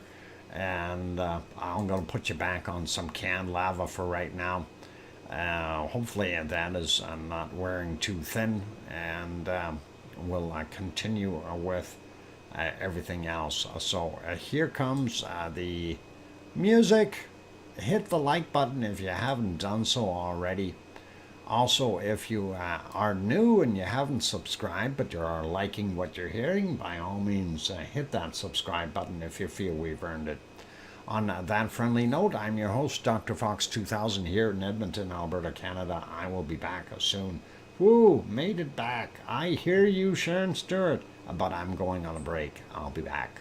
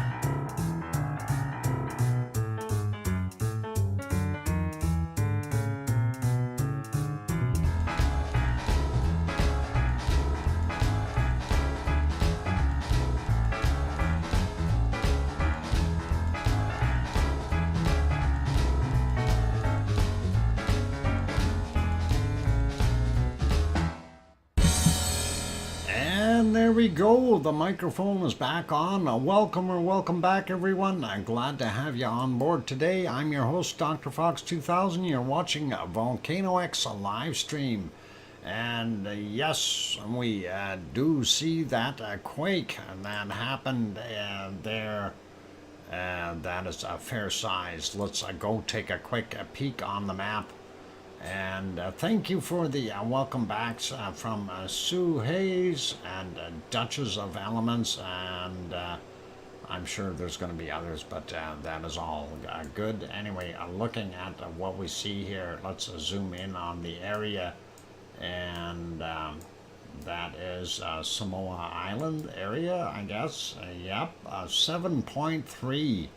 And that is from 10 kilometers down, happened at 1903 their time, and that is or our time, one of the two. That is pretty awesome. Kim Raudenbush just stopped by. He's the one who made that quake. And yes, let's take a look at what we've got. Tsunami threat. There is a possibility of a tsunami from that earthquake. And view a bulletin to click the points here, zoom. Anyway, they are looking at a possibility of event is 6 miles down, or about 10 kilometers, and potential of message to Alaska, British Columbia, west coast of North America, Guam, American Samoa, Hawaii, and the basically non-US / Canada Pacific areas are under a tsunami threat from this particular earthquake. So it is a pretty nasty. I googled it. 53k deep, 53 kilometers down, and I don't know if that's how far down it is, but we'll see. They are saying 10 kilometers down on here, but we'll see once they update it. They always put the arbitrary number when they don't know. They put 10 kilometers on it. Anyway, that is there. It happened. Most tsunamis are from 7.6 and greater than 7.6. So it should be okay from that one. And yeah, it should be all right. But I mean, at least we know where it is and when it happened. And I pity the people in the area, though, because all those islands would have been shaking a whole bunch. A quick thing, somebody was mentioning about more sevens and so on in the last couple of weeks. So that makes 4 quakes that have reached 7 or higher in magnitude, according to what we've got on the volcano discovery graph here. So this one 7.3, this other one was 7.4. So pretty awesome to be able to see that in real time, and that is pretty good. Anyway, we did want to. It says 10 kilometer default depth for time. Beginning. Yep. Yeah, they will adjust it as Sue, and that is just an arbitrary number that they put down when they don't know what the actual depth was yet. They just want to get the info out to everyone really quickly, so that's what they do. Let's go over to the Canary Islands. So quick peek at it, and of course we are interested in La Palma, not the other ones over here. But we do want to zoom out a little bit. We do see these other ones. These are older, from a couple of days ago, 19th for that 3.7. This one is 3.3 from yesterday, and the other one here from the 19th as well, and 3.6. So we don't need to worry about those. Those are all old. And we see the latest one is there on Tenerife, and we'll not worry about that. Let's do a quick zoom in and see if we have anything happening here. And we don't. These are all older quakes, and we have no new quakes in the last 24 hours on La Palma, so they are able to sleep well at night, and that is what we've got right now. So if anyone tells you La Palma is erupting, it's not. There you go. Anyway, that is there. Let's take a look at our volcano map real quick around the world, and just to see what we've got. And it will pop up here any second. And boy, they are slow. There we go. And we'll take a quick gander and see what's going on. Oh, we had another quake over here 13 minutes ago, 5.5 in the Azores. Let's see if it showed up on the other map. And no, it hasn't shown up here yet. What about the other map? This guy. And we're going to refresh him just to see. And yep, it did show up. So 5.3 in the Azores as well. That may be because we had a 7.3 on the other side in the other pond. 208 UTC at their time, so they are. That's a brand new quake. Again, arbitrary number of 10 kilometers down, a 5.3 in magnitude, and it showed another quake up here, and 2.8 in Iceland. That also just happened at 211 their time, 1 kilometer down for that one. So a little bit of movement as a recourse. This is also new, 4.7. No, that's a couple days old, yesterday's. But that is the latest one there. They've already downgraded it to a 7.1 rather than a 7.3, and saying it's only 2 kilometers down. I don't believe them. But anyway, volcano map. Let's have a look there. What's it say there? They call it a 7.3 here. So there we go. But interesting to see that all of a sudden we've got more quakes popping up all over the place. Is this new as well? 5.2? Oh no, that one we already looked at. But interesting to see nonetheless. Still are volcanoes in Iceland and the Azores. And down here in South Sandwich Islands, all still pretty normal, nothing new. Central America and South America, we still have the same count from what I see. I don't see anything new happening in here at all. Popocatépetl, of course, 70 kilometers south of Mexico City itself. And let's zoom back out a little bit and go back down. And New Zealand area, Taupo, as well as White Isle Volcano, and then Tofua, Home Reef, Yasur, and Aoba, and Gawa in there. So they may be affected by it, but this one may be here.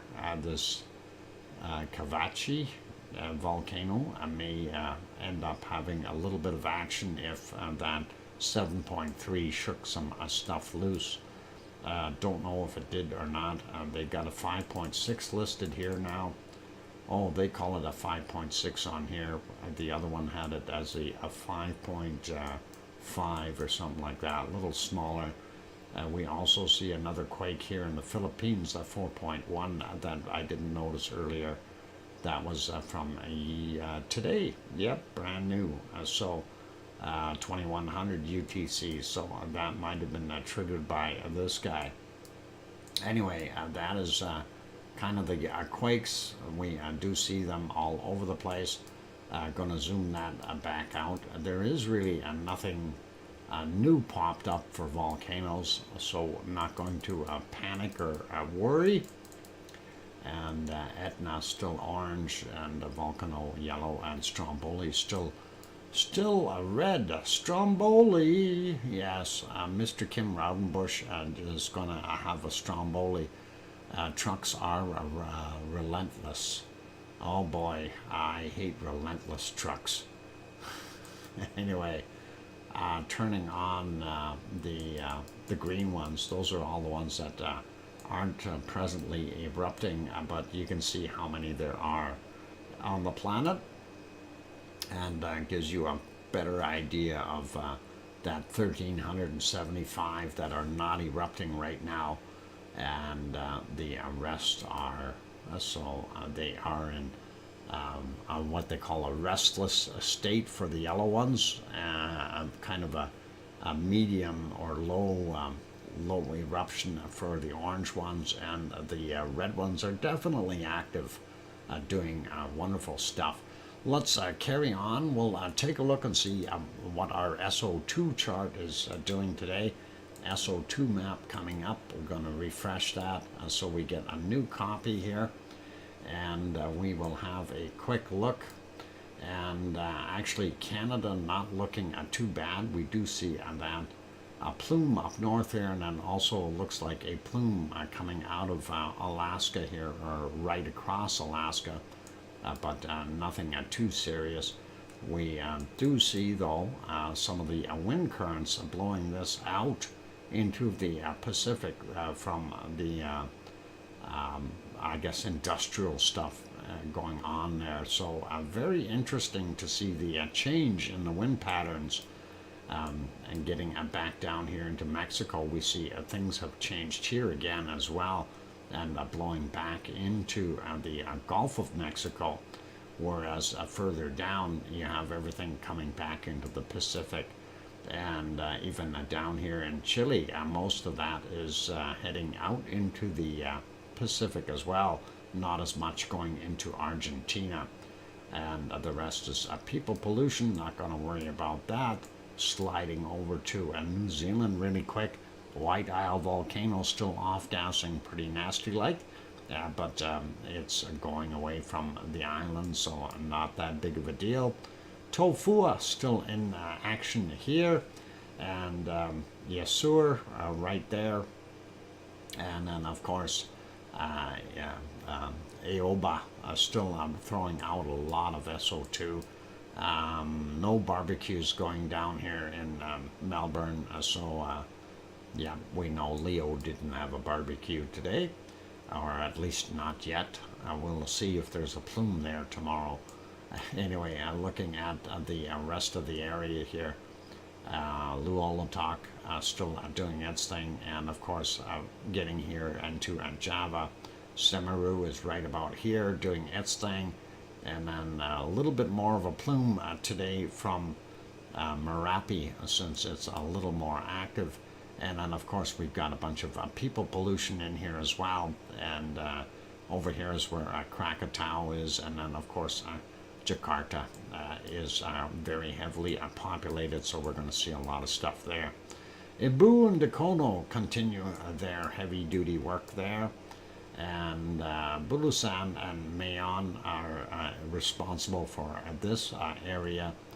And then of course we have Taal volcano here in the lake, and it is responsible for some, but there's also heavy pollution here, or a heavy population pollution, so that is pretty normal. Taiwan normal, and looking at what we've got coming from Suwanosi Jima, it's put out a fair amount, and kind of confusing here because this looks like most of that is from Sakura Jima, but we really haven't seen Sakura Jima throw out that much material, so a lot of the stuff coming out is just gas.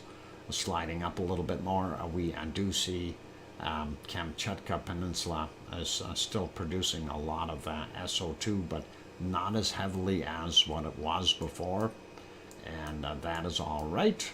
China still, it's a bad south, same thing with India, and looking at the wind currents here, at least it's not blowing all over South Africa like it was yesterday.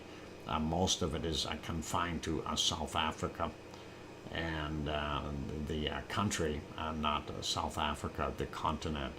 And of course those are the plants where they have, or smelting plants where they refine the gold and the platinum in that area. And DR Congo, 2 volcanoes and coking plants doing their thing. RTVE would be sitting right about here. Really hard to tell in this shot though because of all the other pollution around the area. and these are from oil refineries, and that is for Saudi Arabia, Jeddah, and then over on the other side here they have refineries, and then Kuwait refineries, and Iraq has several refineries there as well, creating all that SO2. Sliding over a little bit more, we see here in Sicily from Etna, Volcano, and Stromboli is not that much. Securajima looks like it's thirsting to explode. Well, I don't know if it's going to explode. Threatening to explode. Okay, makes sense, but I don't know if it will or not. Anyway, seeing a lot of SO2 up in the northern portions of Europe, which is really weird. From Poland on up, half of Germany, but not so bad there. But looking at all this, and it's getting up into Norway and Sweden and the bottom end of Finland as well. Iceland looks really clean, so that is all good, you guys. And I do believe it is about time for me to take another quick break. We will get back to doing the weather after the break, and that'll work for wrapping up the show. So awesome, you guys. And well, I'll leave it right there. Keep smiling. I'm going to see if we can put you back on some canned lava. Whoop, didn't want that going off right away. I forgot to turn it off. Let's see if we can find you some different canned lava for the interim, and let's give that a whirl. Yeah, I'll leave that on for right now for the duration of the break. And of course that was right near the beginning of Cumbre Vieja. Very interesting to see those plumes. Anyway, for those good people that are here, if you have not yet hit that like button and you're enjoying the show, by all means give it a quick bop. We're still far away from getting to our 100 mark. So hopefully there's a few of you that haven't hit it yet that can. And also for those wonderful people who are not subscribed yet, please do consider subscribing. Hey, Kate is here. Welcome, Kate. And I'm going to take a break, and I will be back in about 5 or 6 minutes. Don't go away, you guys. The weather to come, and whether or not we like it, we'll watch it. Pepsi time. I'll be back.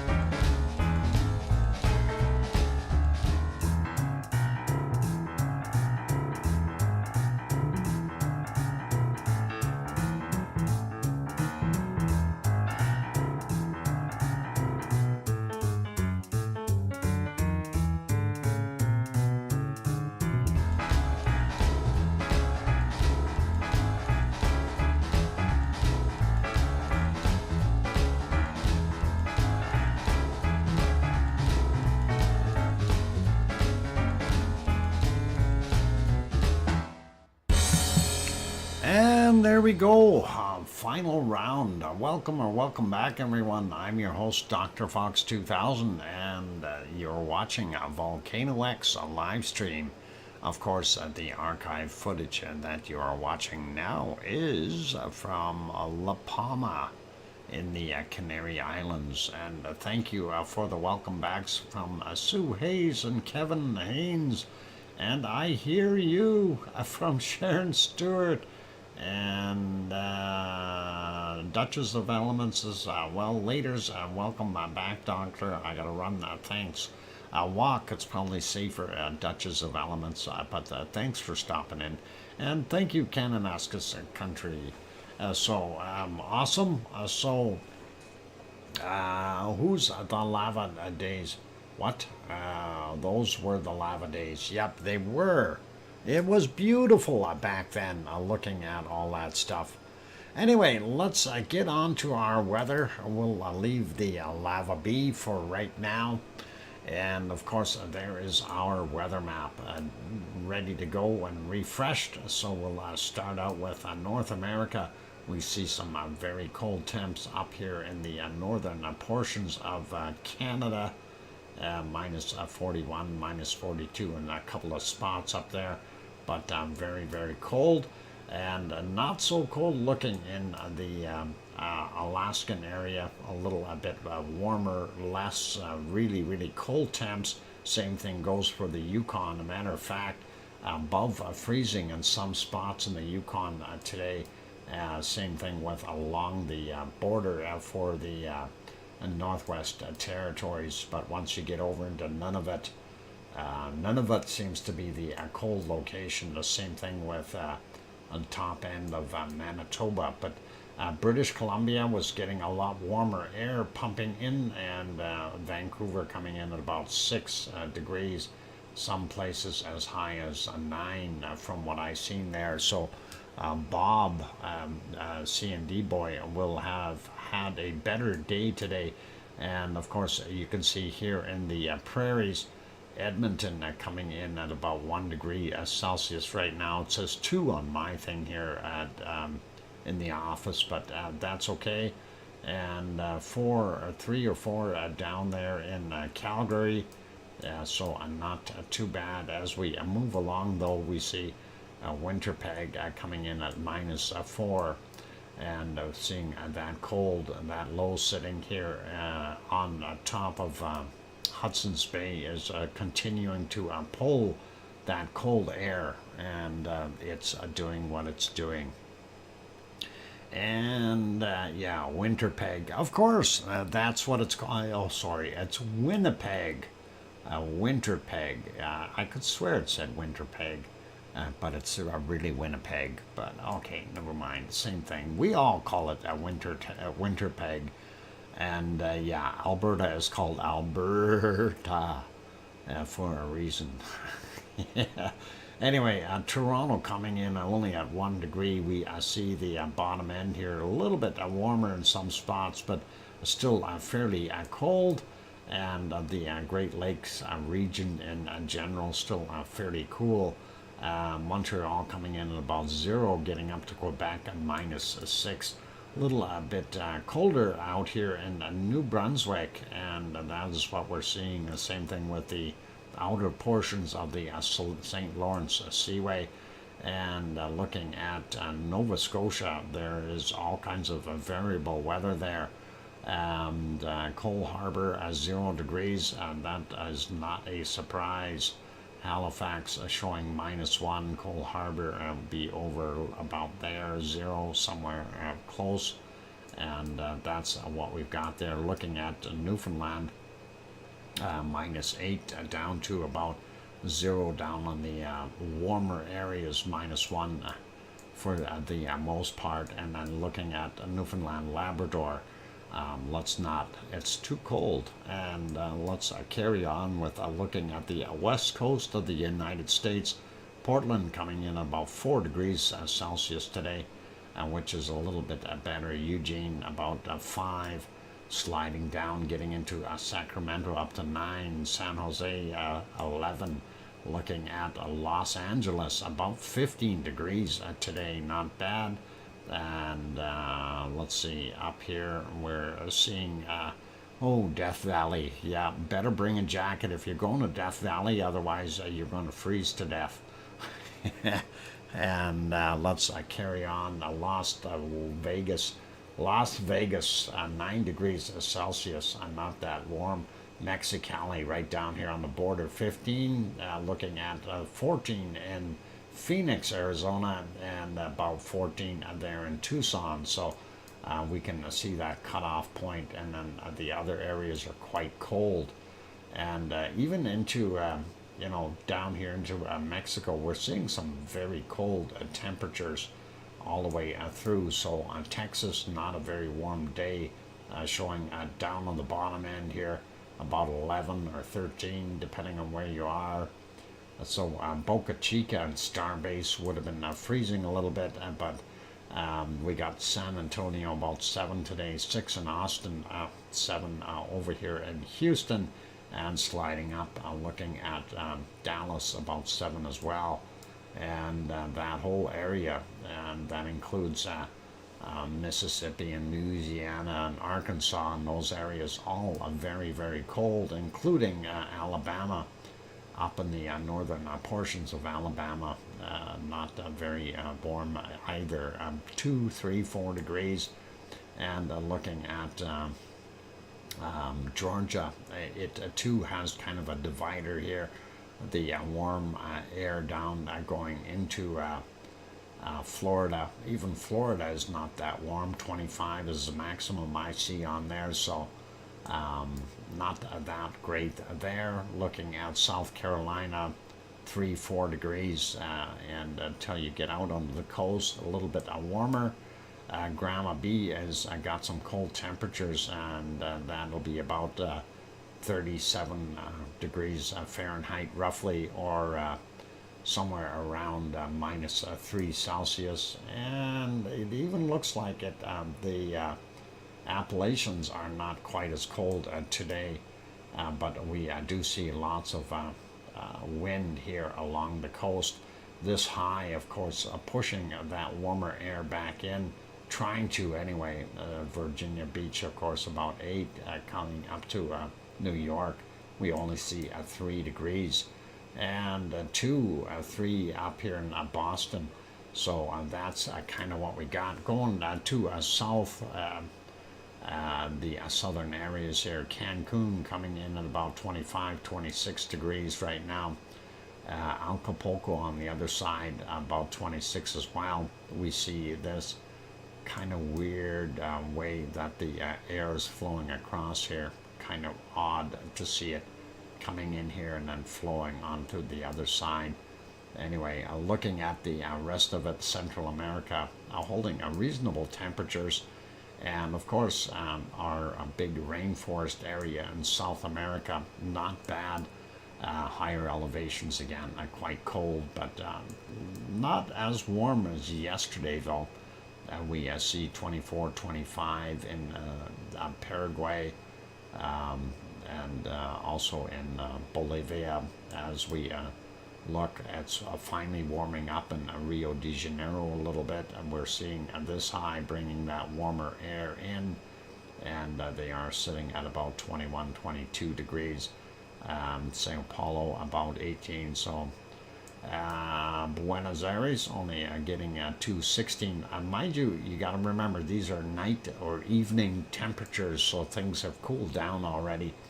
Argentina actually doesn't look too bad for the time of day, and Uruguay is actually looking very comfy right now. They've got some warmer temps, 17, 18, depending on where you are there. Sliding over a little bit, let's have a quick peek here in New Zealand, and that cold air waves coming in on the western side of the South Island. We do see the eastern side is a lot warmer, and that is really nice, up to 20 degrees in some places. South End, though, about 13, and 20 in the good places. Anyway, North Island, where Grand Zed lives, and he's probably got some reasonable temperatures as well today. We do see that warmer stuff coming down from up north. Looking at what we have, there's that nasty low that's bringing that cold air in, and that of course is freezing out poor Tasmania again. Hobart only coming in about 12, 13 today. Looks like the northeastern portion of the island, though, looking a lot better for Tasmania. Anyway, Melbourne coming in about 14 Celsius, 15, 16 up there in Adelaide, and looking at 21 in beautiful Sydney, and home of Oz. She is baking in the sunshine at 30 degrees there, and she's hogging the weather. And it looks like Perth today has got some pretty good temps too, about 28, 29 degrees over there on the western side of our wonderful Australian continent. Up here in the north, I'm just checking for the warmest temperatures, 38 so far, and that is what I see. So 38 degrees Celsius is 39 right there. That's pretty warm, but not hitting any heat records or anything like that for the most part. Looking at what we have in our Philippines, Indonesia, and Papua New Guinea area and Malaysian areas, they are all doing not bad. Bangkok coming in at 31 degrees, and that is what we see on the map as well. Thank you, Sue. And sliding up, looking at what Japan is like. We've got that low out here, not helping any. That high is too far up. That should be down there to help bring that warm air back up. But anyway, looking at Japan, we are seeing some reasonable temperatures down there on the bottom end, 19. And it looks like somewhere right around Tokyo is where the cutoff point is, and it gets down into single digits in many places. Coastal areas still looking pretty warm. Really cold up in the northern end of Japan, though, so I think that's compliments of this low up here. And of course, there's our Kamchatka Peninsula, and then we get up into the very, very cold Russian north here, 42 degrees Celsius below zero, and lots of places hitting a minus 40, so not good for them. Minus 37, what was it? I seen something a little deeper there, minus 42, so very, very cold in those areas. And we'll stay away from that. I'll go back down here to India where it's a lot warmer. And we see that low on the side here, bringing all kinds of weather in for them, and I'm sure they'll enjoy all that. Looks like Sri Lanka is holding in about 25, 26. Looking at Madagascar, up in the top end here, we're getting all the way up to 25, but the bottom end is a little cooler. This low here bringing up some cold air from down south. The high is really not helping enough, but that's what we're seeing. And then, of course, down here, South Africa, Cape Town at 16 today, and Johannesburg coming in at about 15. So that's reasonable for nighttime.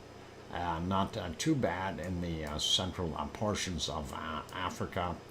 And then we get up into the desert area. We see single digits up here, and not good. Cairo only making it to about 14, 15, 16 degrees maybe, depending on where you are. And of course, looking at the island of Kos, which is Piggy's home. And that, of course, is, we'll see real quick what the temperature is there. And that is always warmer there for some reason. I don't know why it is, but it is. It's a warm island, and that is the island of Kos. Hopefully that'll come up. We'll see in a minute. there we go, 17 degrees Celsius for Piggy right now. So that's not that bad, considering it's on November 21st. Looking at Italy, we do see the coastal areas are a little bit warmer, and I bet you it's because of that low sitting here with all that storm coming in and pulling it in. But we do see Sicily, the coastal areas warmer, and still quite cold up on the hill.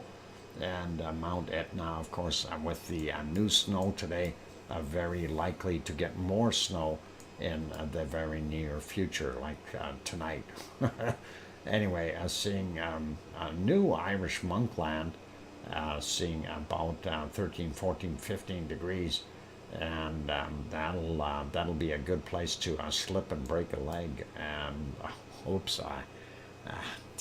I hope Irish Monk is okay. Anyway, that's what we see on Sardinia, and of course, looking at Spain, a lot colder today. The bottom end here showing about 15 at the most, and the rest is single digits or below freezing in some places, and that is pretty nasty. And looking at Portugal, about the same thing on the coastline, fairly warm, but the interior kind of upper single digits for the most part. France as well, getting the coastal areas a little warmer. The interior is down to single digits, and same thing goes for Germany. Very cool, 3 degrees in Munich, and Frankfurt coming in about 5, Cologne about 7, Berlin -2, Hamburg -1, and that's what we've got there. Here's one of those nasty lows still hanging in there. I hope that disappears. But that is bringing a lot of circulation in here and a lot of rain. It looks like another low developing right over Ireland as well. So a double whammy here. And that's kind of what they've got going. So Doolin probably about 6 degrees Celsius right now. And that's what we've got. Sliding up a little bit more, looking at Oslo up top here, -2. Copenhagen coming in at +3, so a little bit better there in Denmark, but still showing relatively cool temperatures. Stockholm 1 degree, and if we go over here, St. Petersburg, -5, and where's Moscow? Oh, I lost Moscow. There it is, 4 degrees, and Moscow. Riga coming in about -3, and we'll leave that be. Looking at Iceland really quickly, not that bad of temperatures. They look like they warmed up a little bit considering what it was, but we are still only seeing about 6 degrees in Reykjavik. And of course, down here on the peninsula where our Ragnar is, if you're going to go visit, about 6 degrees Celsius right now. I'm sure it'll warm up a little bit tomorrow once the sun comes back up. On those notes, let's take a look at precipitation and see what we've got. And it looks like the west coast of Canada and northern portions of US here are getting nailed again. And we see some of that snow coming into the interior of British Columbia, as well as up in the Yukon and up here in Alaska. So they are definitely getting nailed. This low is not going to dissipate very quickly. It needs to move up, go up. This high, of course, is trying to keep all the stuff out. And here we see more of a snowstorm and ice moving through Saskatchewan into Manitoba. And we'll see what happens with that in the future. And we do see this streamer up here as well from Saskatchewan into Manitoba and all the way up into Northwest Territories. Low still sitting there on top of Hudson's Bay. And hopefully most of that lake effect snow has dissipated and gone, and it's moved up and it is now going up into Quebec. We do see some freezing rain here in upper portions of New York, so definitely be careful if you're driving. And looking here at St. Lawrence Seaway, that whole area is just done in with snowstorms. Looks like Quebec City is getting nailed. Some places 4 centimeters, that's at least 2 inches of snow almost. And then we have not bad there in Nova Scotia isn't bad, a little bit in New Brunswick. And of course the edges here, I'm sure this is going to move across Newfoundland and get them a little bit. Looking at the United States, not bad at all, pretty clear with the exception of this little stuff up here in North Dakota and down here in Texas. And of course that is kind of storming right in the bottom end here. So Houston and San Antonio, Austin, all getting rain. We'll move over to take a look here in Florida. We see not bad temperatures, not bad amounts of rain, but we do see some stuff heading in there. And again, over here, it's kind of a mess as far as where's the low. There's got to be a low in here somewhere causing this to be pulled over. We do see a high here and some ridge lines, so there's got to be a low in that general area. We'll see what happens. And Central America, Panama, and those areas are getting a lot of rain. The rainforest, of course, in Brazil are getting more rain there. And those are nice warm temperatures and everything that they were experiencing in Bolivia and Uruguay, northern portions of Argentina are being cooled off by some H2O going in there. And then we see this nasty low right here that is causing some warmer air and cold air to clash. And that is what we're seeing. Portions of Uruguay, the eastern portions are getting some heavy rain. Buenos Aires might be getting a little bit of rain, but not too much. South end of Chile, definitely getting more rain there.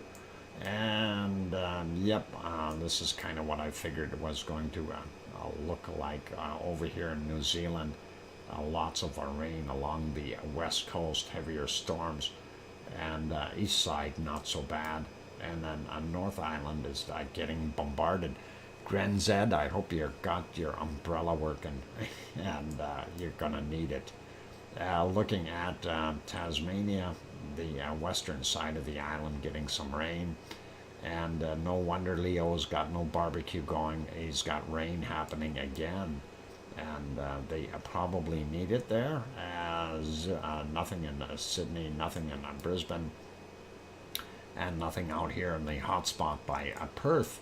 And looking at what we see in the northern portions, so they are getting some more rain there as well. We've got this nasty low here, just south of Java Island, that is doing some nasty things for them. And then, of course, the entire Philippine, Malaysian, and Indonesian area always got that wild weather happening right now. And we see here in the Yellow Sea, as well as the East China Sea, kind of getting some storm stuff going there too. And this guy out here by himself, we'll see what happens if he goes up or down or sideways. We do see that high in here trying to pump warm air up north, but these guys here are stealing at the low temperatures. This low over here is pulling down the low temperatures from Alaska. And of course, going northern portions of Japan, they're getting snow. And same thing with up in the Kamchatka Peninsula and that area. Sliding over to India, there's that low that I figured was going to dump some water on people, and it is. Bottom end of India's got some rain. And here we go. It's a rainy season coming on for Madagascar. That low down here with the high beside it, creating a beautiful ridgeline and some rain going in. South Africa getting some more rain, as well as the Congo area and so on. They are continuing to see some moisture falling. No moisture though in the central regions here. Sahara Desert are pretty dry. Same thing with our Oman and Yemen and Saudi Arabia, Iraq, Iran, all fairly dry. And of course, Piggy had mentioned she was getting some rain today. And yep, according to that, she is getting some rain, and not very hard stuff, but that is nice to see. And here we go, and this is why everything here is so cold. And you can see that storm. I'm not even sure where. There's the low right there, and of course all the way along from well, way down here all the way up. So Naples and Rome and those areas all getting nailed, and New Irish Monkland, Sardinia, getting pretty bombarded with wet stuff. Not so bad in Spain. Little bits of rain here and there. Getting up into France, we see the coastal areas definitely got some rain. Of course, here in the French portion of the Alps and Italian Alps and Swedish Alps, or sorry, Swiss Alps, and the German side, they're all getting some snow in there. And we got some rain. Hanover has got rain with ice conditions and some snow. And rain, not that bad there. That low finally making its way across. And like I said, I do believe there's another low sitting here or developing. So our English Channel area and lots of England is getting water. And up here, half of Scotland are getting nailed as well. Looks a little bit drier there in Denmark, which is probably good for them. But then bottom end of Sweden, not bad. And then you move up a little bit, Oslo and those places. Lots of snow happening in those regions. Sliding over a little bit more and taking a look at what we've got in Iceland. And not so good. Reykjavik are going to get some more rain. And not a good day to be going out to go look at Ragnar if you wanted to go sightseeing. Ice rain out in these other regions, so careful if you're heading around. And if you're going to go out to Katla, you're going to be facing some snow. Same thing goes with the rest of the areas up there, and really icy up on the top. So I'm going to leave that be, and we'll zoom out a little bit. Greenland is still getting more snow. We do see more snow happen. Not Jan Mayen. The other one. What the heck is that place called? I'll get it. Let's switch this. Svalbard. There we go. I had to think for a minute. So that is our weather for the most part. Let's go find our cold spot for today. And before I even get going, I'm going to guess minus 51 degrees Celsius. And there's a minus 51. I already had it. Holy mackerel. It's got to be colder than that. And 51. Minus 51. Do we have a minus 52? And that was actually a pretty good guess with the minus 51. Come on, show me a minus 52. It's sun shining there. It's hard to get colder temperatures when the sun is shining. Darn it. Well, I think I'm going to live with it. It is a minus 51 degrees Celsius, coldest temp that I can find. So, Sue got minus 51 in Antarctica as well. Way to go, Sue. And that is it for today's show, you guys. That is super and awesome. And we do appreciate everyone being here today and being a part of the fun, and hopefully we're all up to date with everything we need to know. So it's a tie. Yep, I guess we gotta go and feed those penguins, and hopefully they'll be okay. Yeah, I want to find a colder place. Oh, never mind. Okay, it's a tie. I'll leave it as a tie. Way to go, Doc and Sue. Thanks, Bob. And that is cold. Wow. Yeah, that's not as cold as what it used to be, though. Kananaskis country. Remember, we were seeing a minus 78 degrees Celsius there before. So those are the really, really cold temperatures. And couldn't find anything colder. I don't blame you. I wouldn't want to either.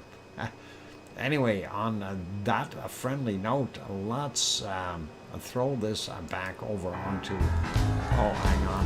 I gotta turn that off. Come on, turn off. I tried.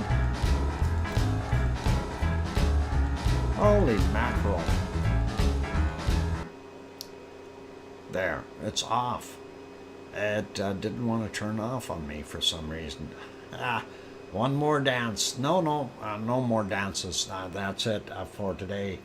And I will wrap things up. So a big thank you first off to every one of you that is in here, all big part of our wonderful Lava family.